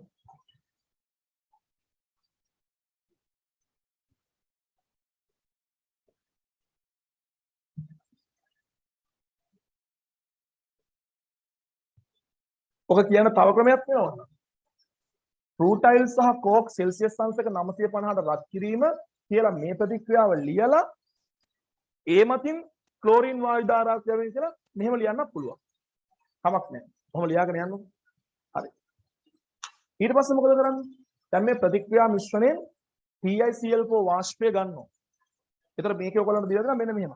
අකාබනික අපද්‍රව්‍ය ඉවත් කොට TiCl4 වායු මිශ්‍රණය සිසිල් කර ද්‍රව මෙන්න මේවට ලකුණු හම්බ වෙනවා පුතේ. අකාබනික අපද්‍රව්‍ය ඉවත් කොට. දැන් ඔයගොල්ලෝ දන්නවා මේ ප්‍රතික්‍රියා මිශ්‍රණයෙන් TiCl4ත් එක්ක කාබන් ඩයොක්සයිඩ් දෙන හැබැයි කාබන් ඩයොක්සයිඩ් නැහැ දෙන්නේ මෙන්න මේ කෝක් වලින්. ඊට අමතරව මේකේ අතුරු ප්‍රතික්‍රියා හරහා HCl දූවිලි කාබන් මොනොක්සයිඩ් ආදී හැදෙන්න පුළුවන්. මෙන්න මේ ක්‍රියාවලියෙන් TiCl4 ටික වෙන් කරගන්න. ඊටු ටික දූවිලි ආදී ඉවත් කරලා අකාබනික අපද්‍රව්‍ය ඉවත් කරලා. ඒතර මෙතනින් එන වාෂ්පය සහ අනිකුත් අපද්‍රව්‍යات එක්ක එන්නේ ඊට පස්සේ අපි මෙතනින් තමයි කාබනික අපද්‍රව්‍ය ඉවත් කරගන්නේ. TiCl4 වාෂ්පය පස්සේ ද්‍රව කරගන්න. මෙන්න මේ ටිකට ලකුණු හම්බලා ගන්න. බලන්න ඔයගොල්ලන් පොයින්ට්ස් තියෙනවද කියලා. අකාබනික අපද්‍රව්‍ය ඉවත් කොට. හරිද? මෙන්න මේවට ලකුණු හම්බ වෙනවා. TiCl4 වායු මිශ්‍රණය සිසිල් කර. වායු කියන වචන ලකුණු දෙනවා. TiCl4 වායු මිශ්‍රණය සිසිල් කර. දැන් ඔයාලා මාත් එක්ක කර්මාන්ත රසායනය කරනකොට මම ඔන්න ඔය විදිහට පොයින්ට් පෙන්නනවා. ඔයාලා පේපර්ස් 3-4ක් කරනකොට ඉගෙන ගන්නවා. මෙන්න මේවට තමයි ලකුණු හම්බෙන්නේ. දැන් මේක විශේෂයෙන්ම මාකිස් කියන එක highlight කරනවා TiCl4 වායු මිශ්‍රණය සිසිල් කර. ඒ කියන්නේ යාලා බලාපොරොත්තු වෙනවා මේ ප්‍රතික්‍රියා සිදු වුණාට පස්සේ වායු මිශ්‍රණයක් තමයි ලබා ගන්න. TiCl4 තියෙන වාෂ්පයේ විදිහට කියන එක ඔයා දන්නවද කියලා බලනවා. හරි? මොකද මෙතන පුතේ පවත්වා ගන්න උෂ්ණත්වයත් එක්ක ගත්තාම TiCl4 වායු අවස්ථාවේ පවතිනවා. රිසෝස් බුක් එක බලපුවම තේරෙනවා මෙයාට තියෙන තාපාංකය කීයක්ද කියලා. ඒතර මේ ප්‍රතික්‍රියාව සිද්ධ වෙන්නේ TiCl4 වල තාපාංකයට වඩා උඩ උෂ්ණත්වයකදී. ඒ නිසා මෙයා වාෂ්ප විදිහට පවතිනවා. මෙන්න මෙහෙම තියෙන අකාබනික අපද්‍රව්‍ය ඉවත් කොට TiCl4 වායු මිශ්‍රණය සිසිල් කර හරි ද්‍රව TiCl4 වෙන් කර ගැනීම. ද්‍රව TiCl4 වෙන් කර ගැනීම. ද්‍රව TiCl4 වෙන් කර ගැනීම. ඒ කියන්නේ මේ මිශ්‍රණයේ තියෙන TiCl4 ටික ද්‍රවය කරලා වෙන් කරගන්න. අපද්‍රව්‍යයත් එක්ක TiCl4 වාෂ්පය එනවා. පුනහ ගන්න. අපද්‍රව්‍යයත් එක්ක TiCl4 වාෂ්පය එනවා. මොනවද එන කට්ටිය? කාබන් ඩයොක්සයිඩ් දෙනවා. ඊට අමතරව ඔයගොල්ලෝ කියව ගන්න නෝට් එකේ කාබන් මොනොක්සයිඩ් HCl දූවිලි වගේ අපද්‍රව්‍ය එනවා. ඔන්න ලියා ගන්න මේවා ලියා ගන්න පුළුවන්. හරි. TiCl4 වාෂ්පයත් එක්ක කාබන් ඩයොක්සයිඩ් කාබන් මොනොක්සයිඩ් දූවිලි HCl ආදී එනවා. TiCl4 ද්‍රව කරලා එයාව වෙන් කරගන්න. ඒතර ලකුණු හම්බ වෙනවා TiCl4 වායු මිශ්‍රණය සිල් කර වායු මිශ්‍රණය කියන ලකුණු ද්‍රව TiCl4 වෙන් කර ගැනීම. ද්‍රව කියන එකට ආයේ ඒකට හයිලයිට් කරලා තියෙනවා. සටහනක් දාලා තියෙනවා ලකුණු දෙකක් ප්‍රදානය කිරීම සඳහා වායු ද්‍රව යන්න සඳහන් කර තිබිය යුතුය. දැක්කනේ? හරි. ඒතර ඒක කතා ඉවරයි. ඊට පස්සේ ඔක්සිකරණය. එතකොට දිලා තියෙනවා TiCl4O2 සමග ප්‍රතික්‍රියා කර නැවත TiO2 ජනනය. එතන උෂ්ණත්වයට ලකුණු 11 දීලා තියෙන උෂ්ණත්වය බලාපොරොත්තු වෙලා නැහැ. TiCl4O2 සමග ප්‍රතික්‍රියා කර නැවත TiO2 ජනනය. හරිද? ඒක ප්‍රතික්‍රියාව මෙන්න මෙහෙම දෙන්න ඕනේ. TiCl4 gas ඊට පස්සේ O2 gas ඊට පස්සේ TiO2 solid දෙකක් Cl2 gas. පුතේ මේ ප්‍රතික්‍රියා උෂ්ණත්වය මට මතක විදිහට සෙල්සියස් අංශක 1000 විතර පොඩ්ඩක් චෙක් කරලා බලන්න. හරිද? එතකොට ආයේ ප්‍රතික්‍රියාව සිදු වෙන උෂ්ණත්වයේදී TiCl4 gas කියලා තියෙන මේ තියෙන උෂ්ණත්වයේදී නැවත මෙයා වාෂ්පය බවට පත් වෙනවා. එතකොට ඔයගොල්ලෝ කල්පනා කරයි මෙතන TiCl4 gas එක තියෙනවා මේ ප්‍රතික්‍රියාවේ. මෙතනත් gas එක තියෙනවා. ඒතර මොකටද මේ ද්‍රව කරන්නේ? ද්‍රව කිරීම හරහා පුළුවන් TiCl4 අකාබනික අපද්‍රව්‍ය වලින් ඉවත් කරලා වෙන් කරගන්න. මතක තියාගන්න. පොඩක් ආයේ නෝට් එක කියවගන්න. දැන් ඔයාලට තේරෙනවා වෙනකට වඩා. මේක ලකුණු හම්බෙලා තියෙනවා. ඔක්සිකරණය කියලා අපි ලියන්නේ. ඊට පස්සේ ලකුණු හම්බෙලා තියෙනවා. මෙන්න මේ වචනේ කියනවා. Cl2 නැවත අපි ප්‍රතිචක්‍රීකරණය කරලා ගන්නවා අපිට අර ක්ලෝරිනීකරණ ක්‍රියාවලියට භාවිතා කරන්න පුළුවන්. Cl2 නැවත ක්ලෝරිනීකරණයට භාවිතා වේ. ප්‍රතිචක්‍රීකරණය වේ. Cl2 ප්‍රතිචක්‍රීකරණය වී කියව ලකුණු හම්බ වෙනවා. නැත්නම් Cl2 නැත්නම් මෙහිදී නිපදවන Cl2 ක්ලෝරිනීකරණය සඳහා භාවිතා කළ හැක කියන එකට ලකුණු දීලා තියෙනවා. ඊට පස්සේ TiO2 වල ಗುಣ තුනක් සඳහන් කර ඒ එක් එක් ගුණයට අදාළ භාවිතයන් පැහැදිලිව ප්‍රශ්න කියවන්න. ಗುಣ සඳහන් කරලා තමයි පුතේ භාවිතයන් පැහැදිලි කරන්න තියෙන්නේ. ඒතර මේක දීලා තියෙනවා සුදු පැහැතිය. එක ගුණයක් සුදු පැහැතිය. ඒ සුදු පැහැති බව නිසා බලන්න ඔයගොල්ලන්ගේ පොයින්ට්ස් ටික ගුණයේ විදිහට සුදු පැහැතිය. සුදු පැහැති කියන ගුණය නිසා ඒක භාවිතා කරනවා තීන්ත ප්ලාස්ටික් භාණ්ඩ කඩදාසිය ආදිය නිෂ්පාදනය වර්ණකයක් විදිහට. ගුණය සුදු පාටයි. ඒ නිසා ඒක තීන්ත නිෂ්පාදනයට කඩදාසි නිෂ්පාදනයට භාවිතා කරනවා. ඊළඟට දීලා තියෙනවා ඉහළ වර්තනාංකය. ඒ නිසා වර්ණකයක් ලෙස භාවිතා කරනවා. ගුණය තමයි ඉහළ වර්තනාංකය. ඒ නිසා වර්ණකයක් විදිහට භාවිතා කරනවා. ඊළඟට රසායනිකව අක්‍රියයි. ඒ නිසා මොනවද? දත් බෙහෙත් දන්තාලේපන වල වර්ණක ලෙස. හරි? දන්තාලේප දත් බෙහෙත් කියලා කියන්නේ අපිට. නැත්නම් ටූත් පේස්ට් කියලා කියන්නේ. හරි? බෙහෙත් වර්ගවල සහ එයාගන්න මෙහෙම බෙහෙත් වර්ගවල සහ දන්තාලේප. හරි? දන්තාලේපනේ කියන්නේ වල දන්තාලේප. හරි. බෙහෙත් සහ දන්තාලේපන වල වර්ණකයක් නිසා අක්‍රිය බව නිසා රසායනික ප්‍රතික්‍රියාවක් හානිදායක නැහැ. හරි? අක්‍රිය බව, ගුණය අක්‍රිය බව. ඒතර ගුණය අක්‍රිය බව වෙනකොට එයාගේ ප්‍රයෝජනය තමයි දන්තාලේපන ඖෂධ නිෂ්පාදනය සඳහා භාවිතා කරන වර්ණකයක්. හරි? ඒ කියන්නේ ඒ වගේ වර්ණකයක් විදියට. හරි? ඊට පස්සේ මෙයාට තියෙනවා තව ගුණයක්. තම මතු පිට UV කිරණ පතතිව වැළැක්වීම. සම මතු පිට UV කිරණ ලියා ගන්න ඔක්කොම ටික ලියා ගන්න. හරි? සම මතු පිට UV කිරණ පතිත වීම වැළැක්වීම. ඒතර ගුණ තුනක් කිව්වා. හරි? එකක් සුදු පැහැති වීම, ඉහළ වර්තනාංකය, අක්‍රිය බව. අනිත් එක තමයි සම මතු පිට UV කිරණ පතිත වීම වැළැක්වීම. ද sun cream නේ. සම මතු පිට පිළිතුම් නැති කිරීමට ආලේපන වල භාවිතා කරනවා. සම මතු පිට පිළිතුම් නැති කිරීමට සම මතු පිට sun cream කියලා දාන්න. හරි? සම මතු පිට පිළිතුම් නැති කිරීමට ආලේපන වල භාවිත. සම මතු පිට පිළිතුම් නැති කිරීමට ආලේපන භාවිතය. ඊට පස්සේ අපෙන් අහන ප්‍රශ්නයක් මේක නම් ඕගොල්ලන්ට කියන්න අර පොදු උත්තරයක් තියෙන්නේ ශ්‍රී ලංකාවේ TiO2 නිෂ්පාදන කර්මාන්ත ශාලාවක් ස්ථාපිත කිරීම ඔබ සලකා බලන්නේ නම් පපුරාලිය යුතු අවශ්‍යතා තුනක් සඳහන් කරයි. දැන් මේකදී ඔයගොල්ලෝ දන්නවනේ ප්‍රාග්ධනය, ශ්‍රමය, ඉන්ධන. දැන් මේක කෝක් එහෙම දහනය කරන්න බෑ. අමුද්‍රව්‍ය දීර්ඝකාලීනව ලබා ගන්න පුළුවන් අමුද්‍රව්‍ය. ඒ වගේම තාක්ෂණික දැනුම, මේක මෙන්න මේ පොයින්ට්ස් වලට ලකුණු තියෙනවා බලා ගන්න. අමුද්‍රව්‍ය ලබා ගැනීමේ හැකියාව. කයි ප්‍රාග්ධනය, ශ්‍රම බලකාය, තාක්ෂණය. ඔයාලා ඔක්කොම පාඩම් කරගන්න පුතේ. හරි? අමුද්‍රව්‍ය ලබා ගැනීමේ හැකියාවට ලකුණු හම්බ වෙනවා. ප්‍රාග්ධනය, ශ්‍රම බලකාය, තාක්ෂණය, ගබඩා පහසුකම්, අවම පරිසර දූෂණය, ප්‍රවාහන පහසුකම්, අපද්‍රව්‍ය කළමනාකරණය හෝ ඒ වගේ පිළිගත හැකි උත්තර. හරි? ප්‍රධාන පරීක්ෂකගේ අනුමැතිය ඇතිව වෙනත් පිළිගත හැකි උත්තර. එතකොට මාකින් කරන කෙනාට දැන් ඔයාලා මේ ලිස්ට් එකේ නැති වෙනත් උත්තර තියෙනවා. ඒතර ඔයාලට ඒක හරි කියලා හිතනවා. ඒතර ප්‍රධාන පරීක්ෂකගෙන් අහනවා සර් මේකේ තව උත්තර තියෙනවා මේවට හරි දෙන්න පුළුවන්ද කියලා. එහෙමයි ලකුණු දෙන්නේ. හරි? ඒතර මේ ලිස්ට් එකේ නැති වෙනත් පිළිගත හැකි උත්තර. ඉතින් අපි මේ ලිස්ට් එකේ තියෙනවා දාගෙන යන් ඉස්සරහට. අමුද්‍රව්‍ය ලබා ගැනීමේ හැකියාව, ප්‍රාග්ධනය, ශ්‍රම බලකාය, තාක්ෂණය, ගබඩා පහසුකම්, අවම පරිසර දූෂණය, ප්‍රවාහන පහසුකම්, අපද්‍රව්‍ය කළමනාකරණය. මින් ඕනෑම තුනක් හෝ ප්‍රධාන පරීක්ෂකගේ අනුමැතිය ඇතිව වෙනස් පිළිගත හැකි පිළිතුරක් මේක. මම මේ ඔයාලට කියන මාකින් ස්කීම් එකේ ඒගොල්ලෝ අර දල වශයෙන් ඔයාලට අවබෝධයක් දෙන්නේ ඒක. පස්වෙනි එක ඉහත දෙකේ විස්තර කළ නිෂ්පාදන ක්‍රියාවලිය ගෝලීය උණුසුම සඳහා දායක වන්නේද? ඔබේ පිළිතුර සාධාරණීකරණය කරන්න. ඕනේ පුතේ. ඇයි කෝක් ගහණයෙන් අර කෝක් PiO2 එක ප්‍රතික්‍රියා කරවම් කාබන් ඩයොක්සයිඩ් හදනවනේ. ඔය කාබන් ඩයොක්සයිඩ් වායු ගෝල නිදහස් වුනහම වායු ගෝලයේ කාබන් ඩයොක්සයිඩ් ප්‍රමාණය වැඩි වෙනවා. ඔයගොල්ලෝ දන්නවා CO2 කියලා කියන හරිතාගාර වායුවක් ගෝලීය උණුසුම වැඩි වෙන්න හේතු වෙනවා. ඔව්. ලියා ගන්න. ක්ලෝරිනීකරණයේදී කෝක් ඔක්සිකරණය වේ. එහිදී නිපදවන කාබන් ඩයොක්සයිඩ් වායු ගෝලයට එකතු වෙන නිසා. ක්ලෝරිනීකරණයේදී කෝක් ඔක්සිකරණය වේ. නැත්නම් කෝක් PiO2 සමග ප්‍රතික්‍රියා කර කාබන් ඩයොක්සයිඩ් සාදයි. එහෙම ලියුවත් කමක් නැහැ. නැත්නම් කෝක් ඔක්සිකරණය වේ. නැත්නම් PiO2 සමග ප්‍රතික්‍රියා කර කාබන් ඩයොක්සයිඩ් සාදයි. එම කාබන් ඩයොක්සයිඩ් වායු ගෝලයට එකතු වීම. හරි. එන B ප්‍රශ්නේ. දැන් ඇත්තටම මම මේ ඔයාලට කර්මාන්ත රසායනයේ ප්‍රශ්නය කරන්න මම පොඩි උත්තේජනයක් දෙන්නේ. මම සපෝට් එකක් දෙන්නේ ඔයගොල්ලන්ට. ඒ සපෝට් එක අරගෙන ඕගොල්ලෝ කරන්න. දැන් ළමයි හරි කම්මැලිනේ මේව කරන්න.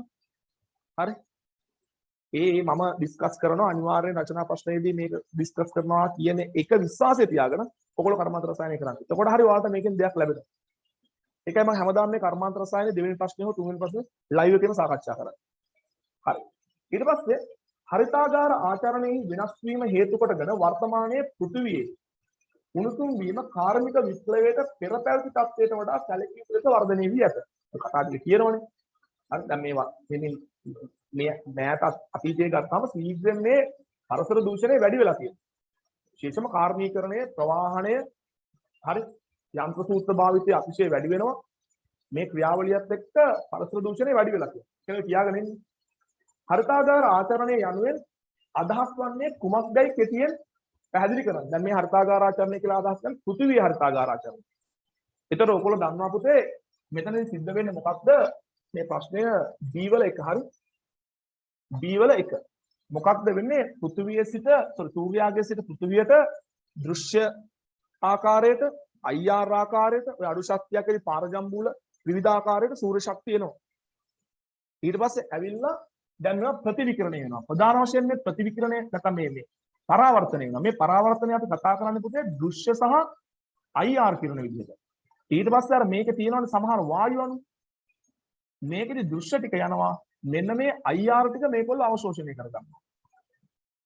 හිර කරන්නේ මේක තමයි හරිතාගාරාචරණය කරන්නේ. කියන්නේ පෘථුවියෙන් පරාවර්තනය වන IR කිරණ ඇතම් වායු කාබන් ඩයොක්සයිඩ් CH4 ඔය CFC ඔය වගේ වායු විසින් තිර කරගන්නවා අල්ල ගන්නවා අල්ලගෙන පෘථු වායු ගෝලය තුළ මේ තාපය මේ ශක්තිය පවත්ත ගන්නවා. ඔකට තමයි ඔය හරිතාගාරාචරණය කියලා කියන්නේ.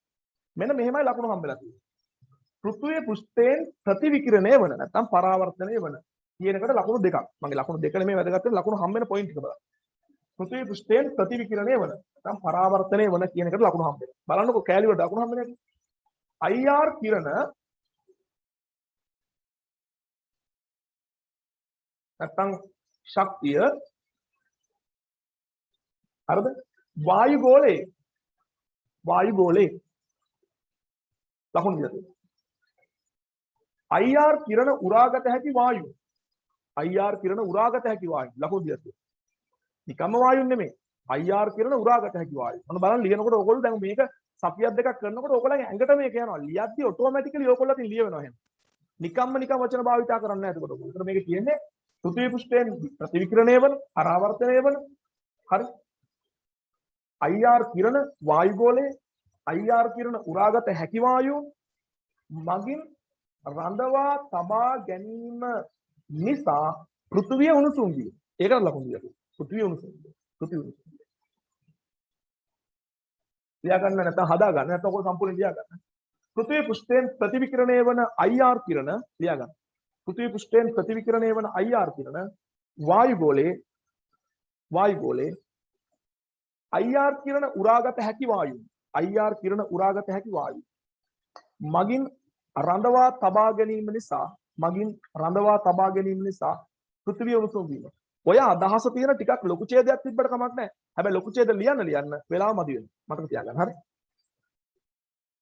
දැන් ඔයාලා කරන්න ඕනේ මොකක්ද කියලා මම කියන්නම්. ඔයාලා කර්මාන්ත රසායනයේ ප්‍රශ්න ලියන්න බලාපොරොත්තු වෙනවා නම් ඔයාලා ඉස්සල්ලාම කර්මාන්ත රසායන මොකද වුනේ? ඒ කියන්නේ ඔයාලා ලියපු උත්තරය සහ මේක දීලා දෙන උත්තර. එතකොට ඔයාලා ආයෙ පාර ප්‍රශ්න කියවන්න. ප්‍රශ්නේ කියවල හැම වෙලේම අහන්නේ මොකක්ද කියන එක හරියට තේරුම් ගන්න උත්සාහ කරන්න. එතකොට ඔයාලට ටික ටික මේක හදා ගන්න පුළුවන්. පේපර්ස් 5ක් රචනා ප්‍රශ්න 5ක් හරියට කරා නම් ඔයාලට පාට මේක ඇඟට එනවා. ඒ කියන්නේ ලකුණු හම්බෙන පොයින්ට්ස් වල ලියන්න පටන් ගන්න. පුරුදු වෙනවා. හොඳට මතක තියාගන්න. හරි.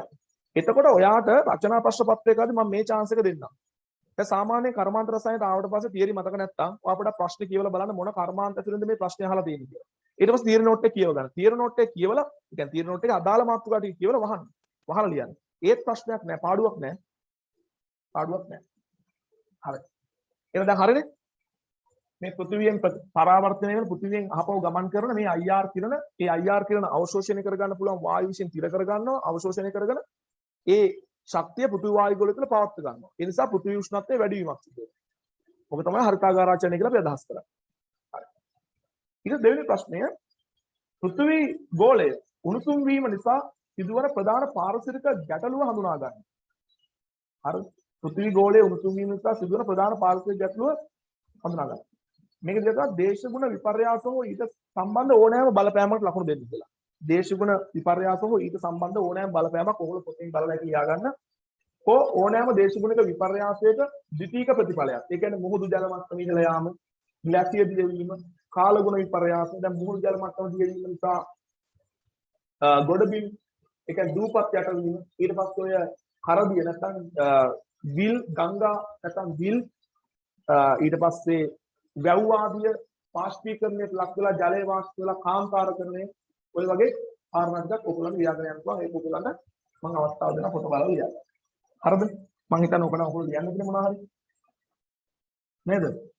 ග්ලැසියර් අයිස් දියවීම, ජල මට්ටම ඉහළ යාම, ගොඩබිම් යටවීම, ඊට පස්සේ වායු ගෝලීය උෂ්ණ වැඩි වීමත් සමග කාන්තාරකරණය පිළිබඳව ඔයගොල්ලන්ට පොඩ්ඩක් ලියන්න පුළුවන්. මේකදී ඔය ගංගා, විල්, ඊට පස්සේ ජලාශ හිඳිලා නේද? ඒ ටික ලියන්න පුළුවන්. ඊට පස්සේ ගෝලීය උණුසුම ඉහළ යාමට දායක වන ප්‍රධාන මෙන්න බලන්න මේ ප්‍රශ්නේ. ගෝලීය උණුසුම ඉහළ යාමට දායක වන ප්‍රධාන ස්වාභාවික වායුන් දෙකක් ලියන්න. දැන් ඔයාගේ නෝට් එක අරන් බැලුවොත් නැත්නම් රිසෝස් බුක් එක අරන් බැලුවොත් ඔයාට තියෙනවා ලයිස්ට් තුනක් මම කියනවට බලන්න. හරිතාගාර වායු. ඒ කියලා කියන්නේ මේ IR කිරණ අවශෝෂණය කරගෙන ගන්න පුළුවන් අර ඔයගොල්ලන් ලිස්ට් එකක් තියෙනවානේ. හරිතාගාර වායු සහ හරිතාගාර නොවන වායු කියලා. මම මේ කියන හැම වචනයක්ම ඔයාලා ලියන්න ඕන. හරිතාගාර වායු සහ හරිතාගාර නොවන වායු. ඔයාගේ ඔලියේ එහෙම එකක් නැත්නම් ඔයාගේ වචන ටික ලියා ගන්න ඕන. ඒකට පොතේ එහෙම තියෙනවා. ගන්නන්න එහෙම තියෙනවා. එතකොට හරිතාගාර වායුවක් වෙන්න නම් IR කියන අවශෝෂණය කර ගන්න ඕන. යාට සැලකිය යුතු කාලයක් පෘථිවි වායු ගෝලේ ඉන්න පුළුවන් වෙනවා. එතකොට ඔයාට දීලා තියෙන අපිට පළවෙනිම හරිතාගාර වායුව ජල වාෂ්ප. හරිද? හරිතාගාර වායුවේ ජල වාෂ්ප.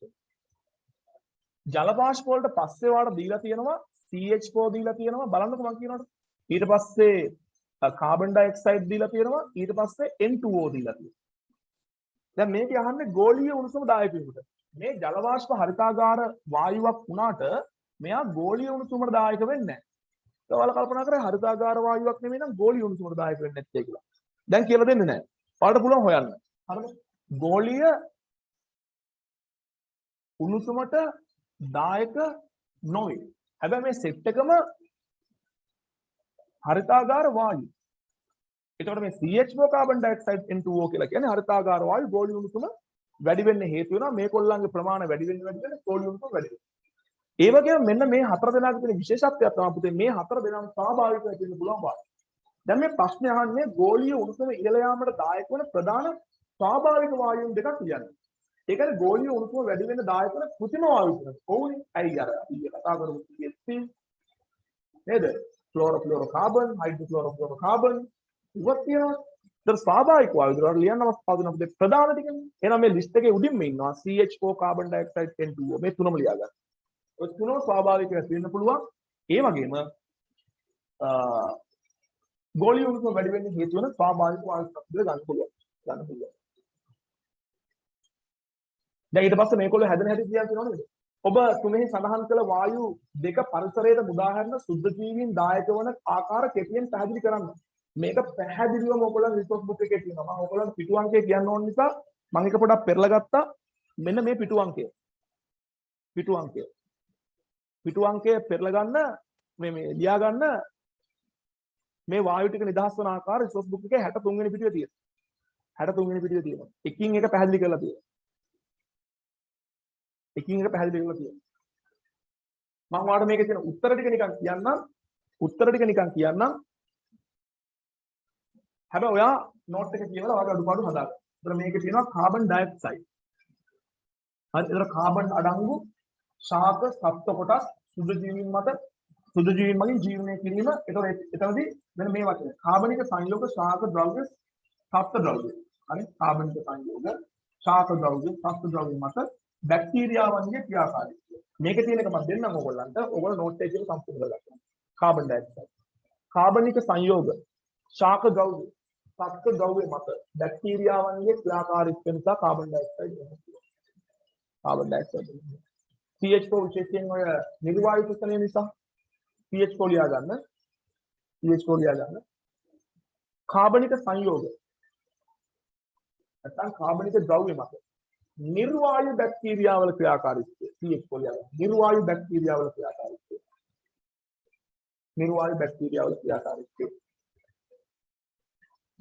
බැක්ටීරියාවල ක්‍රියාකාරීත්වය.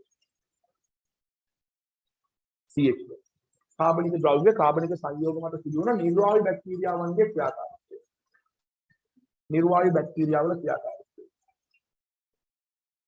N2O ලියා ගන්න. මේකේ තියෙන එක මම දෙන්නම්. තව විස්තර වලින් හොයා ගන්න.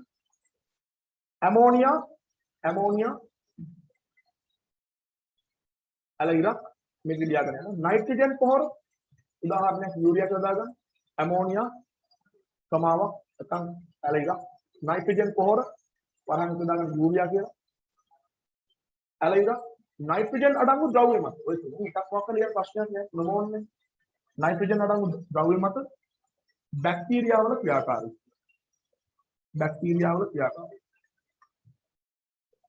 බලන්න මේ ප්‍රශ්න දිග කොච්චරද කියලා.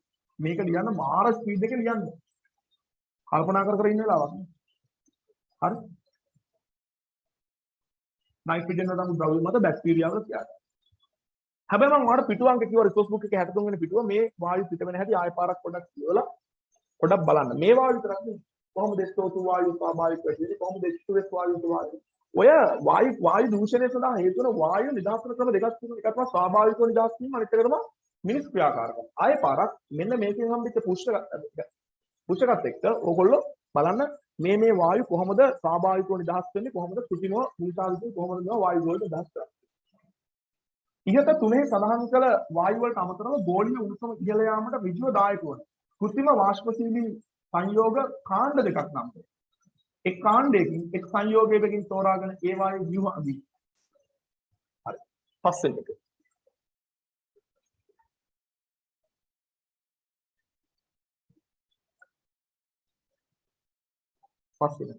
එතකොට ඔයගොල්ලන්ට දාන්න පුළුවන් පුතේ CFC දාන්න පුළුවන්. ඊට පස්සේ HFC දාන්න පුළුවන් හයිඩ්‍රොෆ්ලෝරෝකාබන්. ඊට පස්සේ HCFC දාන්න පුළුවන්. දැන් මෙතනදී ප්‍රශ්නයක් එනවා අයියෝ අපි මේ නම දැනගෙන හිටියට මේ වගේ මේ සංයෝග අඳින්න දන්නේ නැහැ නේ කියලා. එතනදී ඔයගොල්ලන්ට ඒකවල මාර්කින් ස්කීම් එකේ පොඩි chance එකක් දීලා තියෙනවා මෙන්න මෙහෙම. මේ බලන්න. CFC කාබන් පරමාණු එකක් හෝ දෙකක් සහිත. ඔයාලට කාබන් පරමාණු එකක් හෝ දෙකක් දාලා ක්ලෝරින් හා ෆ්ලෝරින් පමණක් අඩංගු ඕනෑම සංයුක්ත සංයෝගයක්. ඒ කියන්නේ ඔයා ඇත්ත එකක් දැනගෙන ඉන්න ඕනේ නැහැ. ඔයාට මෙන්න මේ වගේ කාබන් පරමාණුවක් හරි කාබන් පරමාණු දෙකක් හරි දාලා. හැබැයි මෙතන ඩිස්ක බන්ධන දාන්න බෑ. ඔයා ෆ්ලෝරින් පරමාණු මෙහෙම තියෙන ෆ්ලෝරින් පරමාණු දෙන එකක් ලියන්න. ඒකනේ මම ඔයාලට උගන්වන්නද කිව්වේ. ඔයාලගේ වැඩේ කරගන්න පුළුවන්. ඒක ප්‍රශ්නයක් නෑ. හරියටම මේ ඇත්තටම මිනිස්සු හදපු එක මතක තියාගෙන ඒකේ නම මතක තියාගන්න ඕනේ. ඊට පස්සේ HFC වලට මෙන්න මෙහෙම චාර්ට් දීලා තියෙනවා. කාබන් පරමාණු එකක් හෝ දෙකක් සහිත එක් හයිඩ්‍රජන් පරමාණුවක් සහිත එක් හයිඩ්‍රජන් පරමාණුවයි කාබන් තියෙන්න ඕන හයිඩ්‍රෝ ෆ්ලෝරෝකාබන්. එහෙනම් අනිත් ඒවා ෆ්ලෝරින් වෙනවා. ඔය වගේ වෙන්න පුළුවන්. හරිද?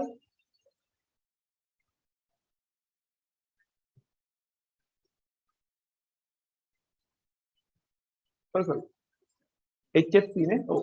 කාබන් පරමාණු එකක් හෝ දෙකක් සහිත එතන හයිඩ්‍රජන් පරමාණුවක් සහිත ඉතින් සියලුම පරමාණු ක්ලෝරින්. හයිඩ්‍රජන් පරමාණුවක් සහිත. ඔව්. හයිඩ්‍රජන් පරමාණුවක් සහිත හයිඩ්‍රජන් පරමාණුවක් සහිත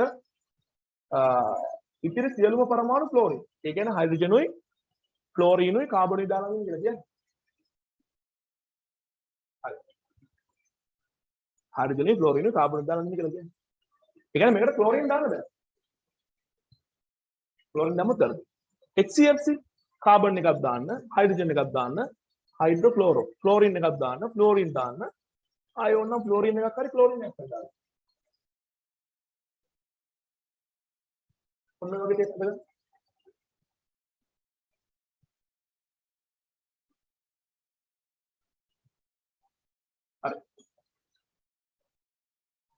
හරි. ඒතරේ ප්‍රශ්න සම්පූර්ණ ඉවරයිනේ. ඒතර මේවා මතක තියාගන්න ගෝලීය උණුසුම වැඩිවීමට දායක වන මිනිසා විසින් සංශ්ලේෂණය කරන කෘත්‍රිම වාෂ්ප පිළි සංයෝග. මෙතනින් අපි ඊයේ කතා කරා මෙන්න මෙයාටයි මේ ක්ලෝරින් තියෙන මෙන්න මෙයාටයි ඕසෝන් වියන ඡේදය වෙනත් දායක වෙන්න පුළුවන්. මෙයා ගෝලීය උණුසුමට දායක වෙනවා. හැබැයි ඕසෝන් වියන ඡේදය වෙන දායක වෙන්නේ නැහැ. ඕසෝන් වියන ඡේදය වෙන දායක වෙන්නේ. ඉහත පහේ සඳහන් කළ සංයෝග කාණ්ඩ දෙක අතරින් ඉහළ වායුගෝලයේදී ඕසෝන් වියෝජනය උත්ප්‍රේරණයට දායක වෙන එක් සංයෝග කාණ්ඩයක් හඳුනා ගන්න. CFC කාණ්ඩය සහ HCFC කියන දෙකම ලියන්න. දැන් ඔතනදී අහුවත් පුතේ කවුද ඔය උත්ප්‍රේරකයේ විදිහට ක්‍රියාත්මක වෙන්නේ? මතක තියාගන්න මේගොල්ලෝ විසින් නිර්මාණය කරන ක්ලෝරින් මුක්ත කණ්ඩක තමයි උත්ප්‍රේරකයේ විදිහට ක්‍රියාත්මක වෙන්නේ. මේගොල්ලෝ විසින් නිර්මාණය කරන ක්ලෝරින් මුක්ත කණ්ඩක තමයි ඔය ඕසෝන් වියෝජනය නැත්නම් ඕසෝන් හායනය නැත්නම් ඕසෝන් විනාශ වීම උත්ප්‍රේරණය කරන්නේ. හරි. එන ඊළඟ ප්‍රශ්නෙට 7 වෙනි එක. 7 වෙනි එක COVID-19 අධිවසංගත හේතුවෙන් කාර්මික කටයුතු අඩාල වීම නිසා බොහෝ රටවල ගෝලීය පාරිසරික ප්‍රශ්න తాවකාලිකව සමනය වී ඇත. කාර්මික කටයුතු අඩාල වීම නිසා ඔබ ඉගෙනගත් ප්‍රධාන ගෝලීය පාරිසරික ප්‍රශ්න දෙකක් අනුසාරයෙන් මෙම ප්‍රකාශය සනාථ කරන්න. දැන් මේගොල්ලෝ කියන පුතේ කාර්මික කටයුතු අඩාල වෙලා කියලානේ. කාර්මික කටයුතු අඩාල.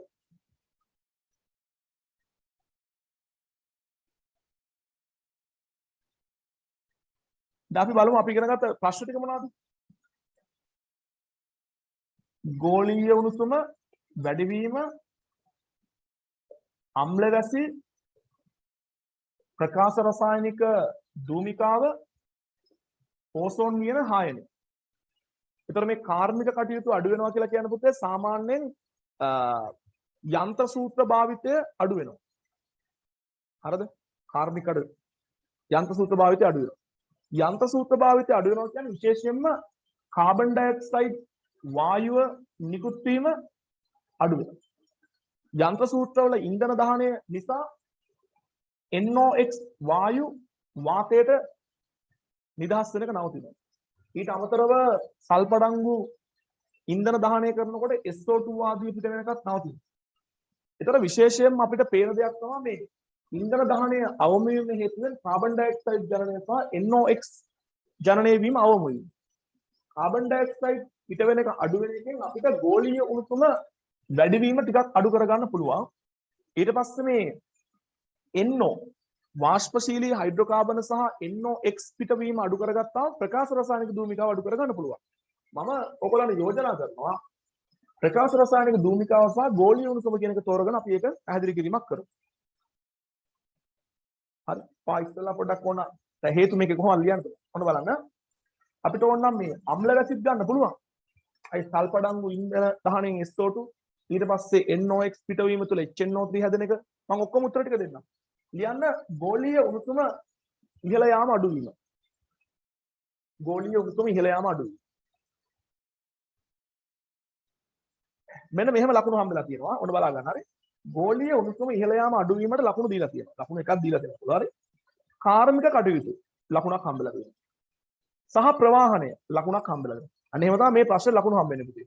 ඒකයි මේක ටිකක් ලියන්න ඔය අමාරුයි කියන කට්ටිය. පොයින්ට් මිස් වෙනවා. කාර්මික කටයුතු සහ ප්‍රවාහණය. කාර්මික කටයුතුට ලකුණයි ප්‍රවාහණයට ලකුණයි. හරි. කාර්මික කටයුතු සහ ප්‍රවාහණය සීමා වීම හේතුවෙන් පොසිල ඉන්ධන දහනය ලකුණක් හම්බෙලා තියෙනවා. කාර්මික කටයුතු සහ ප්‍රවාහණය සීමා වීම හේතුවෙන්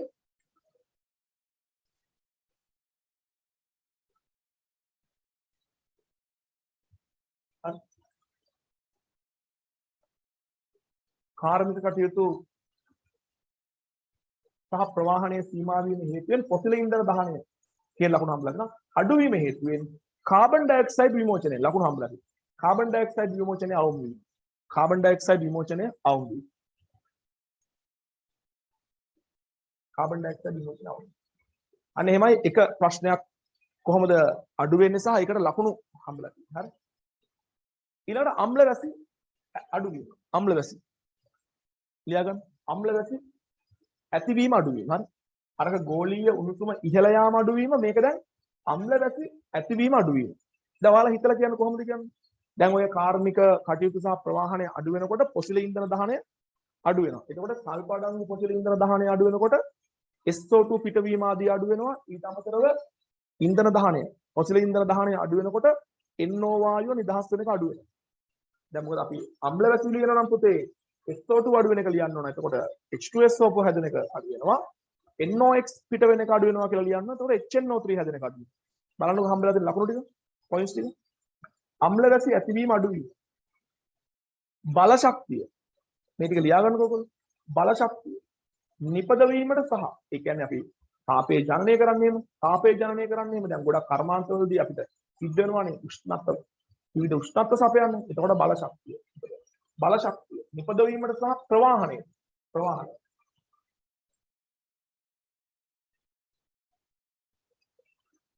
අවශ්‍ය ගල් අඟුරු ලකුණු හම්බලා තියෙනවා. දැන් බල ශක්තිය කියලා කියන්නේ ඔයාලා ගල් අඟුරු විදුලි බලාගාරයක් හිතන්න දැන් අපිට මෙව්ව පව අපිට දැන් හිතන්නකො අපි භාවිතා කරන යන්ත්‍ර සූත්‍ර කර්මාන්ත ප්‍රමාණය අඩු වෙන්න විදුලි පාරිභෝජනය අඩු වෙනවා. විදුලි පාරිභෝජනය අඩු වෙනකොට බල ශක්ති නිෂ්පාදනය අඩු වෙනවා. බල ශක්ති නිෂ්පාදනය අඩු වෙනවා කියන්නේ නිෂ්පාදනය කරන විදුලිය අඩු වෙනවා. ඒ කියන්නේ දහනය කරන ගල් අඟුරු ඔය වගේ තමයි ගලාගෙන යන්නේ. ඒකයි මම කියන්නේ මේ ප්‍රශ්න වලට ලියලම තමයි මේක හුරු වෙන්නේ කියලා. හරි? බල ශක්තිය නිපදවීමට සහ ප්‍රවාහනයට අවශ්‍ය ගල් අඟුරු බල ශක්තියට ගල් අඟුරු එහෙම යන්නේ. හරි? බල ශක්තිය නිපදවීම සහ ප්‍රවාහනයට අවශ්‍ය ගල් අඟුරු සහ ඩීසල් ඉන්ධන දහනය අඩු වීම නිසා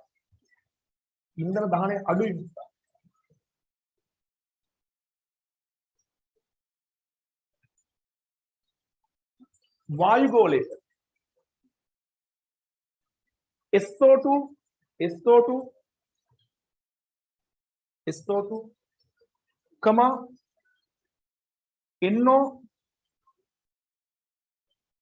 NO2 ආදී වායුන් පිටවීම අවම වීම. SO2, NO2 ආදී වායුන් පිටවීම අවම වීම.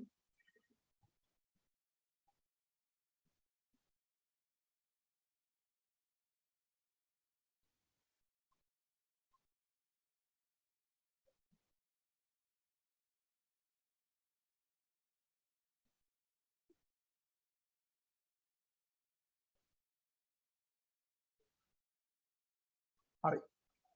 ඒක අවසන් කරන්නකො.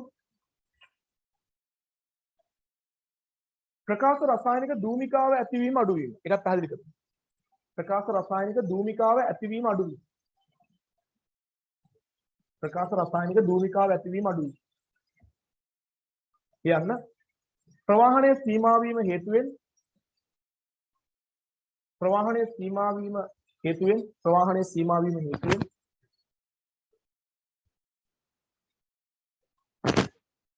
වාහනවල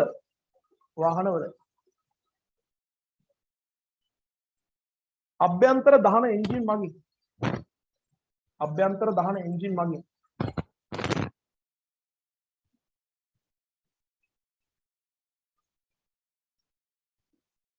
වාතයට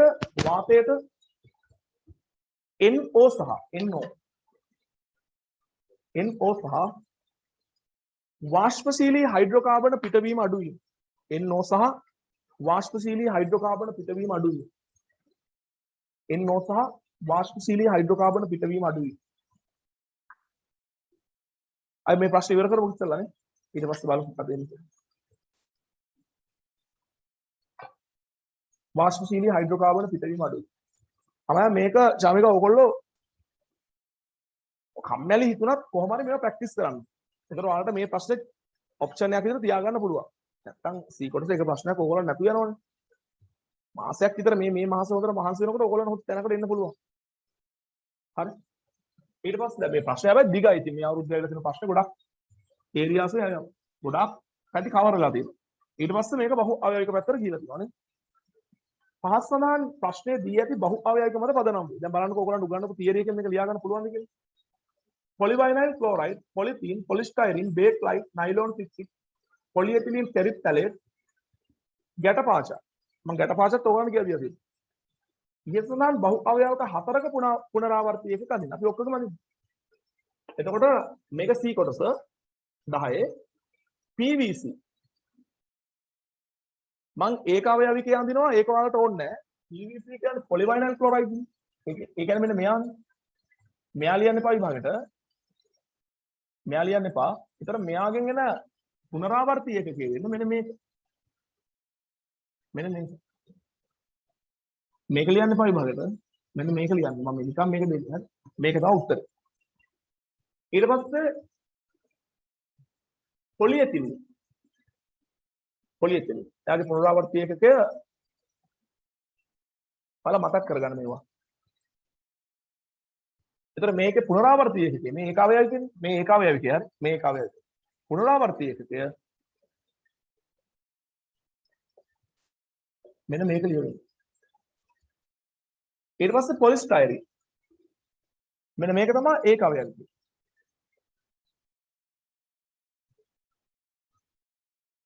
එතකොට පුනරාවර්තී එකකේ වෙන්නේ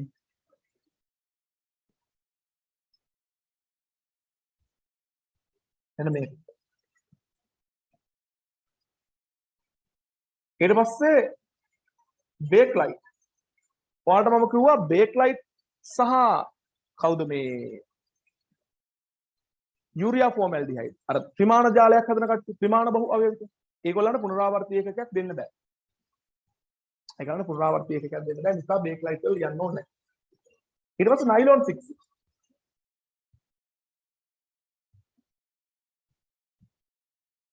nylon 6. ඒකද මෙහෙම ගන්න. ඔයාලට මතකද දන්නේ නැනේ.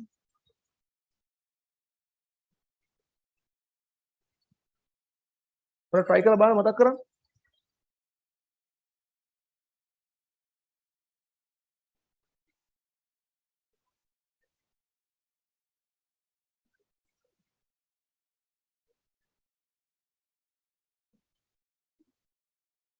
පොලි එහෙමයි දොහමනේ ගන්නෙ.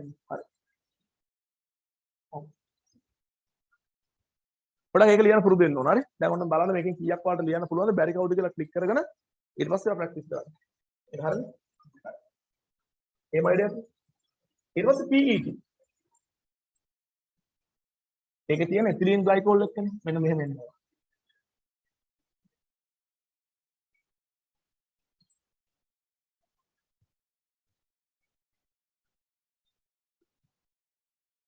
ඔව්. ඊට පස්සේ ගැටපාචා. ගටපාච කියන ගැටපාච. මේක පොඩ්ඩක් පරිස්සමට මෙන්න මෙහෙමයි යන්නේ. ඔන්න අහගන්නකො. ඔයාලට මතකද රබර්? රබර් වල තිබ්බ මෙන්න මෙහෙමනේ. CH2C ද්විත්ව බන්ධන මම මේ බහු අවයවය කියලා දෙන්නේ. ඔන්න ඔහම CH2 කාණ්ඩ එක පැත්තෙන් ගියේ. මේ තමයි ස්වාභාවික රබර් නැත්නම් ඔය කෘත්‍රිම අයිසෝප්‍රීන් රබර් වල යන විදිය. සිස් පොලි අයිසෝප්‍රීන් කියන්නේ. මේ ගටපාචවල වෙන්නේ මෙන්න මේ CH2 කාණ්ඩ දෙපැත්තට යනවා. ඒතකොට ඒක අඳින්නේ මෙහෙම. දැන් ඔයාලා මේ හැම එකක්ම ලියලා බලන්න ඕගොල්ලන්ට පුළුවන්. මෙන්න මෙහෙම යනවා. සෝරි. මේකේ මේ CH2 කැල උඩට යනවා.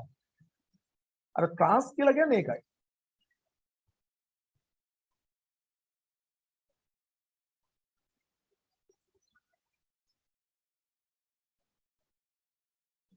ඔන්න. ඒ කියන්නේ CH2 මේ එක පුනරාවර්ති ඒකකයක් ගත්තාම CH2 කැල්ල එකක යට නම් අනිත් එකේ උඩ. උඩ නම් යට. ඊළඟ එකේ යට අනිත් පැත්තේ උඩ. ඔහොම එන්නේ. එහෙනම් දැන් මේකේ පුනරාවර්ති ඒකකය ගන්න මෙන්න මෙහෙම CH2 කැල් දෙකම එක පැත්තේ ගටපාචවල ගන්න ඕන. ඒ රබර් එකම අපි පොඩ්ඩක් මෙන්න මේ CH2 කාණ්ඩ එකක යට නම් අනිත් එක උඩට ගන්න. එහෙමනේ අදින්නේ මේ කාබන් එක පොඩ්ඩක් ඔහොම කරවුවා. එහෙනම් මෙන්න මේ කොටස ගන්න වෙන්නේ අපිට. එහෙනම් කොහොමද ගන්න වෙන්නේ? CH2C ද්විත්ව බන්ධන මේ පැත්තේ CH2 තියෙනවා. ඒතර හයිඩ්‍රජන් එක යට දාගන්න. CH2 එක මෙතන. මේවා ගන්න. මෙතන මෙහෙම තියෙන්න ඕන.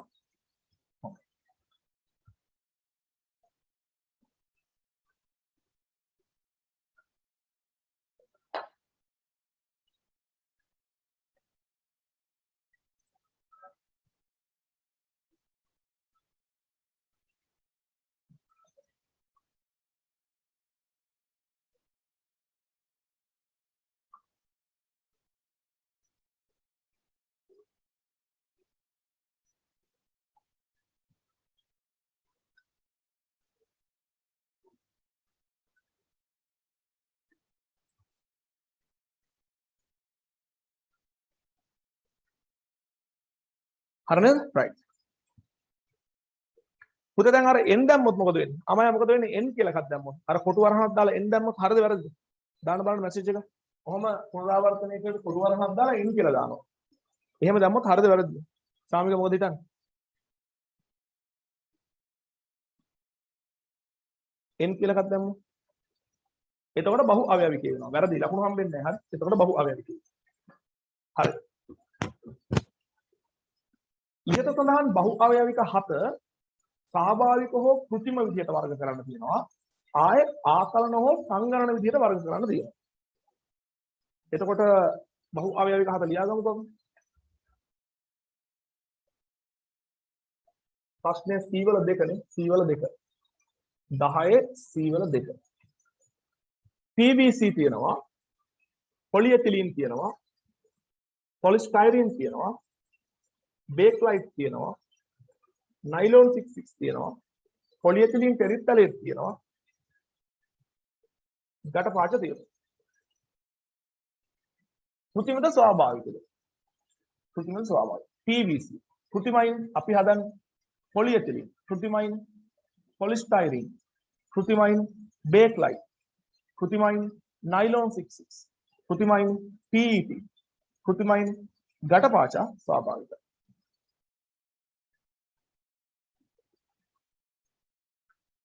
ඊට පස්සේ ආකලන සංගණනද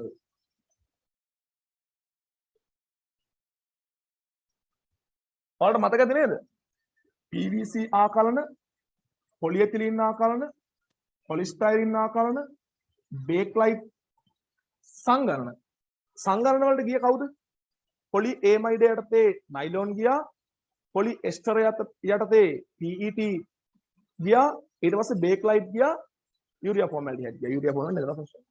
ඒතර බේක්ලයිට් සංගණන, නයිලෝන් සංගණන, PET සංගණන, ගැටපාචා ඔයාලා දැනට ලියා ගන්නකො ඒක ආකලන කියලා ලියන සමහර. හරි. ඒතර PVC ආකලන, PE ආකලන, පොලිස්ටයිරීන් කෘත්‍රිම ආකලන, බේක්ලයිට් සංගණන, නයිලෝන් සංගණන, PET සංගණන, ගැටපාච ආකලන කියලා ගන්න. ඒකවල ආකලන කියලා අරන් තියෙන්නේ චුට්ටක් මෙන්න මේක ඔය මෙන්න මෙහෙම ලියා ගන්න යටින් අර අයිසෝපීන් රබර් තියෙන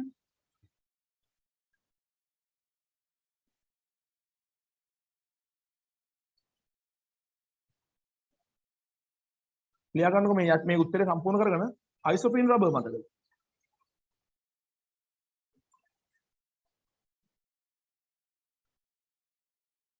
මෙන්න මේකනේ යාගේ ඒකාවයවිකය කියලා ගත්ත පුතේ ස්වාභාවික රබර් වල අපි පුනරාවර්තන එකකයක් කතා කරන්නේ ස්වාභාවික රබර් වල ඒකාවයවිකයක් කතා කරන්නේ නැහැ අපි කියන්නේ ඒක ශාක දේහය තුල මේ සංකීර්ණ ජෛව රසායනික ක්‍රියාවලිය කරා නිෂ්පාදනය වෙන නිසා ඒක නිකම්ම බහු අවයවිකයේ විතරක් නේ අපිට දුන්නේ බහු අවයවිකයේ සහ පුනරාවර්තනය කියන්නේ හැබැයි කෘත්‍රිම රබර් වල අයිසෝපීන් එක මේ විදිහට කතා කරන්නේ නිකන් මේකොල්ල මේ ගැටපාජක් තරම් තියෙන්නේ දැන් ඔය ඒ කෘත්‍රිම රබර් එක අයිසෝප්‍රීන් රබර් මෙන්න මෙයාගෙන් හැදෙන්නේ ආකලන ප්‍රතික්‍රියාවක් කරහා තමයි කියලා කියන්නේ. ඒ කියන්නේ අර බන්ධන මේ විදිහට කැඩෙනවා කියලා කියන්නේ. මේ ෆයි බන්ධනේ කැඩෙනවා. මේ ෆයි බන්ධනේ කැඩෙනවා. මේ ඉලෙක්ට්‍රෝනේ මෙතෙන්ට යනවා මේ ඉලෙක්ට්‍රෝනේ මෙතෙන්ට යනවා මෙතන දිත්ත බන්ධනේ හැදෙනවා මේවා තනි බන්ධන වෙනවා. මේ කාබන් මේ පැත්ත අණුවක් එක්ක සෙට් වෙනවා මේ කාබන් මේ පැත්ත අණුවක් එක්ක සෙට් වෙනවා. ඔයාලට ඒක ලොකුවට එහෙම තේරෙන්නේ නැතුවේ මම කියන්න වෙලාව ගන්න නැහැ. අපරාධනේ ඔයාලනේ ඔහම දාගන්න. එතකොට මේ විදිහට තව අණුවක් මේ පැත්තේ තියෙනවා මේ විදිහට තව අණුවක් එහා පැත්තේ තියෙනවා ඒ ආකාරයට අපිට පුළුවන් පුතේ කෘත්‍රිම රබර් එක සංශ්ලේෂණය කරගෙන යන්න ඒ අණුව බැලුවොත් මෙතන මේ ෆයි බන්ධන කැඩෙන නිසා ආකලන ප්‍රතික්‍රියාවක් වෙනවා ගන්න. එතකොට දැන් මේ ගැටපාච ගත්තාම ඒකම මේක අනිත් පැත්තනේ. එතකොට මෙතන සලකලා තියෙන මේ වගේ සංගලන මේ ආකලන ප්‍රතික්‍රියාවක් කරහා ගැටපාච හැදෙනවා කියලා. ආකලන ප්‍රතික්‍රියාවක් කරහා. ඒක එච්චර ලොකුට හිතන්න එපා. මම ඔය පාට ලයිව් ක්ලාස් එකේදී අපේ ක්ලාස් එකේදී මම කියලා දෙන්නම්. ඔයාලා කටි විතරක් ඉන්න දාවක ඒ කාරණා. ඊට පස්සේ මේක අහනවා බේක්ලයිට් සෑදීම සඳහා භාවිතා වන ඒකාවයවික දෙක නම් කරන්න. දැන් බේක්ලයිට් වලට කියනවනේ අපි ෆීනෝල් ෆෝමැල්ඩිහයිඩ් කියලා. ඒතර බේක්ලයිට් හදන භාවිතා කරනවා. ඒක තුන්වෙනි ප්‍රශ්නය ෆීනෝල් සහ ෆෝමැල්ඩිහයිඩ්. අයි මේ ප්‍රශ්නේ කතා කරලා දෙන්න නවත්තු මම ඊට පස්සේ ඔයගලන්ට වෙලාවක් කියන්න අපි ලයිව් එකක් කරන්න හරි. අර ටිකක් වෙලාවක් කියන්න. 4 බහු අවයව ඒවායේ තාපජ ගුණ අනුව වර්ග දෙකකට බෙදිය හැක එම වර්ග දෙක සඳහන් කරන්න. සම්පූර්ණ බහු අවයවික මාතෘකාවම මේකේ තියෙනවා. තනිකරමේ මාතෘකාවම මේකේ චෙක් කරලා තියෙනවා. අර පොඩි කොටස් ටිකක් විතරයි අර මොනවාද මේ ස්පටික රූපී කතාව විතරයි අහලා නැහැ. PVC සහ බේක්ලයිට් මින් කුමන වර්ගයට අයත්ද ලියන්න. ඒක තාප ස්වීකාරකතා තාප ස්ථාපන. තාප ස්වීකාරය සහ තාප ස්ථාපන. තාප ස්වීකාරය කියන්නේ රත් කරලා මෘදු කරලා අපිට අර හැඩය වෙනස් කරගන්න පුළුවන්. තාප ස්ථාපන කියන්නේ එහෙම බෑ. PVC කියන්නේ තාප ස්වීකාරයයි බේක්ලයිට් කියන්නේ තාප ස්ථාපනයි. උතරේ අවසාන ප්‍රශ්නය. ඔය තාප ස්ථාපන වෙන්නේ අර ත්‍රිමාන ජාලය හදන එකත් එක්කනේ. තාප ස්ථාපන වෙන්නේ ත්‍රිමාන ජාලය හදන එකත් එක්කනේ. දැන් බේක්ලයිට් එහෙම නෙවෙන්නේ. 5 ඉහත ලයිස්ට්‍රේ බහු අවයවක 3ක් සඳහා භාවිතා එක බැගින් ලියන්න. දැන් මේක ඉතන මෙන්න මෙහෙම ලිස්ට් එකක් මම කියයි යන්න බලන්න. PVC ජලනල ආසන ආවරණ විදුලි රැහන් ආවරණ පොලිඑතිලීන් කෑම ඇසුරුම් ඔය කෑම තන්න ගන්න කසල බෑග් ඉතින් මේ වගේ පිළිගත හැකි උත්තර වලට ලකුණු දෙනවා හරිය. පොලිඑතිලීන් වතුර බෝතල් හදන්නත් ගන්න ලියන්න. වතුර බෝතල් ප්ලාස්ටික් වතුර බෝතල් වතුර බෝතල් පොලිස්ටයිරීන් දැන් මේක පොඩ්ඩක් ඔයාලා ලියා ගන්න ඕන හරිය. මේ ඕනනම් අම ඔයගොල්ලෝ ෆොටෝ එකක් හරි ඉල්ල ගන්න. මොකද ඔයාලට බහුවවයක් කරද්දී ඔය ප්‍රයෝජන කිව්වේ නැහැ. ප්‍රයෝජන ලිව්වේ නැහැ. ඔන්න දැන් මේ පාර ලියා ගන්නකො එක පාර PVC හරි. PVC ජල නල ආසන ආවරණ ඊට පස්සේ විදුලි රැහන් ආවරණ විදුලි රැහන් ආවරණ කියලා කියන්නේ ඔයාලා ගෙදර වයරින් කරලා ගේන්නේ බට දාන්න වයර් යවන බට අර පිටිය ඇතුළේ දාන්න පොලිඑතිලීන් කෑම ඇසුරුම් සිලිසිලි බෑග් ඔය shopping bag කියලා කියන්නේ කසල බෑග් ඒවත් සිලිසිලි බෑග් වල තමයි වතුර බෝතල් ඒක පොලිස්ටයිරීන් PS යාගන්න රිජිෆෝම් කෝප් පරිවාරක ද්‍රව්‍ය ඇසුරුම් ද්‍රව්‍ය රිජිෆෝම් කෝප් පොලිස්ටයිරීන් හරි රිජිෆෝම් කෝප් පරිවාරක ද්‍රව්‍ය ඇසුරුම් ද්‍රව්‍ය ඊට පස්සේ බේක්ලයිට් brake light.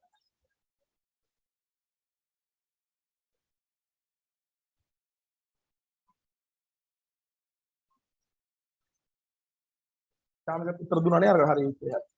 brake light. විද්‍යුත් උපකරණවල තාප ප්‍රතිරෝධී කොටස්. විද්‍යුත් උපකරණවල තාප ප්‍රතිරෝධී කොටස්. ලියාගන්න brake light. දැන් ඔයාලට මේක නෝට් එකකට දාගන්න පුළුවන්. brake light. විද්‍යුත් උපකරණවල තාප ප්‍රතිරෝධී කොටස්. පරිවාරක ද්‍රව්‍ය. විශේෂයෙන් විද්‍යුත් පරිවාරක ද්‍රව්‍ය කියලා ලියාගත්තා නම් ඇතුළු. නයිලෝන් 66. ඇඳුම්. ඇඳුම්. රෙදි නිෂ්පාදන ඇඳුම් නිෂ්පාදන නයිලෝන්. මාළු දැල්. මාළු දැල්. මේස්. මේස්. ස්ටොකින්ස් කියලා කියන්නේ මේස්.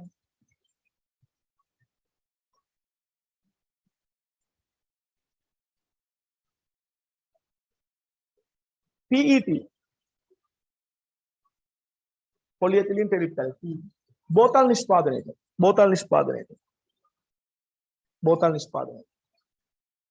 විශේෂයෙන් මෙයා නිර්මාණය කරන බෝතල් නිෂ්පාදනය.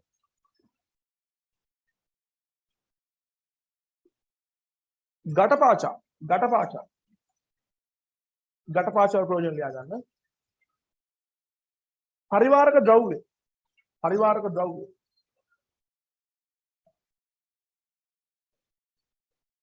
දත්පිරවුම් ද්‍රව්‍ය. පරිවාරක ද්‍රව්‍ය දත්පිරවුම් ද්‍රව්‍ය. ගොල්ෆ් බෝල. ගොල්ෆ් බෝල. ඔන්න ගොල්ෆ් බෝල හදන්න පුළුවන්. ගොල්ෆ් බෝල. හරි. අය පොඩි විවේකයක් අදට ගමු. ඔකෙත් මම ඔයගොල්ලන්ට දාන්න මැසේජ් එකක් නැත්නම් මම ඔයගොල්ලන්ට ඉස්සෙල්ලා පර්සනලි මැසේජ් එකක් දාලා කතා කරන අපි ලයිව් එකක් කරනවා නම් කොහොමද කරන්න පුළුවන් කියලා ඔය උත්සාහය අතාරින්න එපා පුතේ. මේ මාස දෙක ඔය විදිහට වැඩ කරගෙන යන්න පේපර් 10ක් හරියට කරගන්න. ඔයාලට ලස්සනට ඒ රිසල්ට් එකකට යන්න පුළුවන්. ඔය වැඩි මහන්සි වෙන්නේ නැතුව. හරිද? හරියට පේපර් එක කරන්න ඊට පස්සේ පේපර් ඩිස්කෂන් එකට ඉන්න ඊට පස්සේ අඩුපාඩු ටික ටක් දාලා පාඩම් කරන්න. දැන් සාමාන්‍යයෙන් ඔයාලට සිකුරාදා හවස වගේ දාගන්න පුළුවන් නම් ඒ දවස් එදා දවස් දාගන්න පුළුවන් නම් කොහොම හරි එදා ඉගෙනගත් අලුතෙන් ඉගෙනගත්ත ටික ඊට පස්සේ නෝට් එකේ බලන්න ඕන ටික ස්පීඩ් එකේ බලන්න වැඩි කල් යවපුවම අමතක වෙනවනේ. පුළුවන් නම් සිකුරාදා දවසේ හවස කොහොම හරි දාගන්න. සිකුරාදා හවස සෙන්සුරාදා. දාගන්න කොහොම හරි ඒ අඩුපාඩු ටික බලන්න. එතකොට ඔය තියරි ඔක්කොම ටික කවර් වෙනවා. අහපෝ තියරි බලන්න කියලා දෙයක් ඉතුරු වෙන්නේ නැහැ කොල්ලා. හරි නේද? එහෙනම් මම ඉතුරු ප්‍රශ්න ටික ඔයගොල්ලෝ සාකච්ඡාවට කියන්නම්. අද මේ ටික ඉවර කරමු.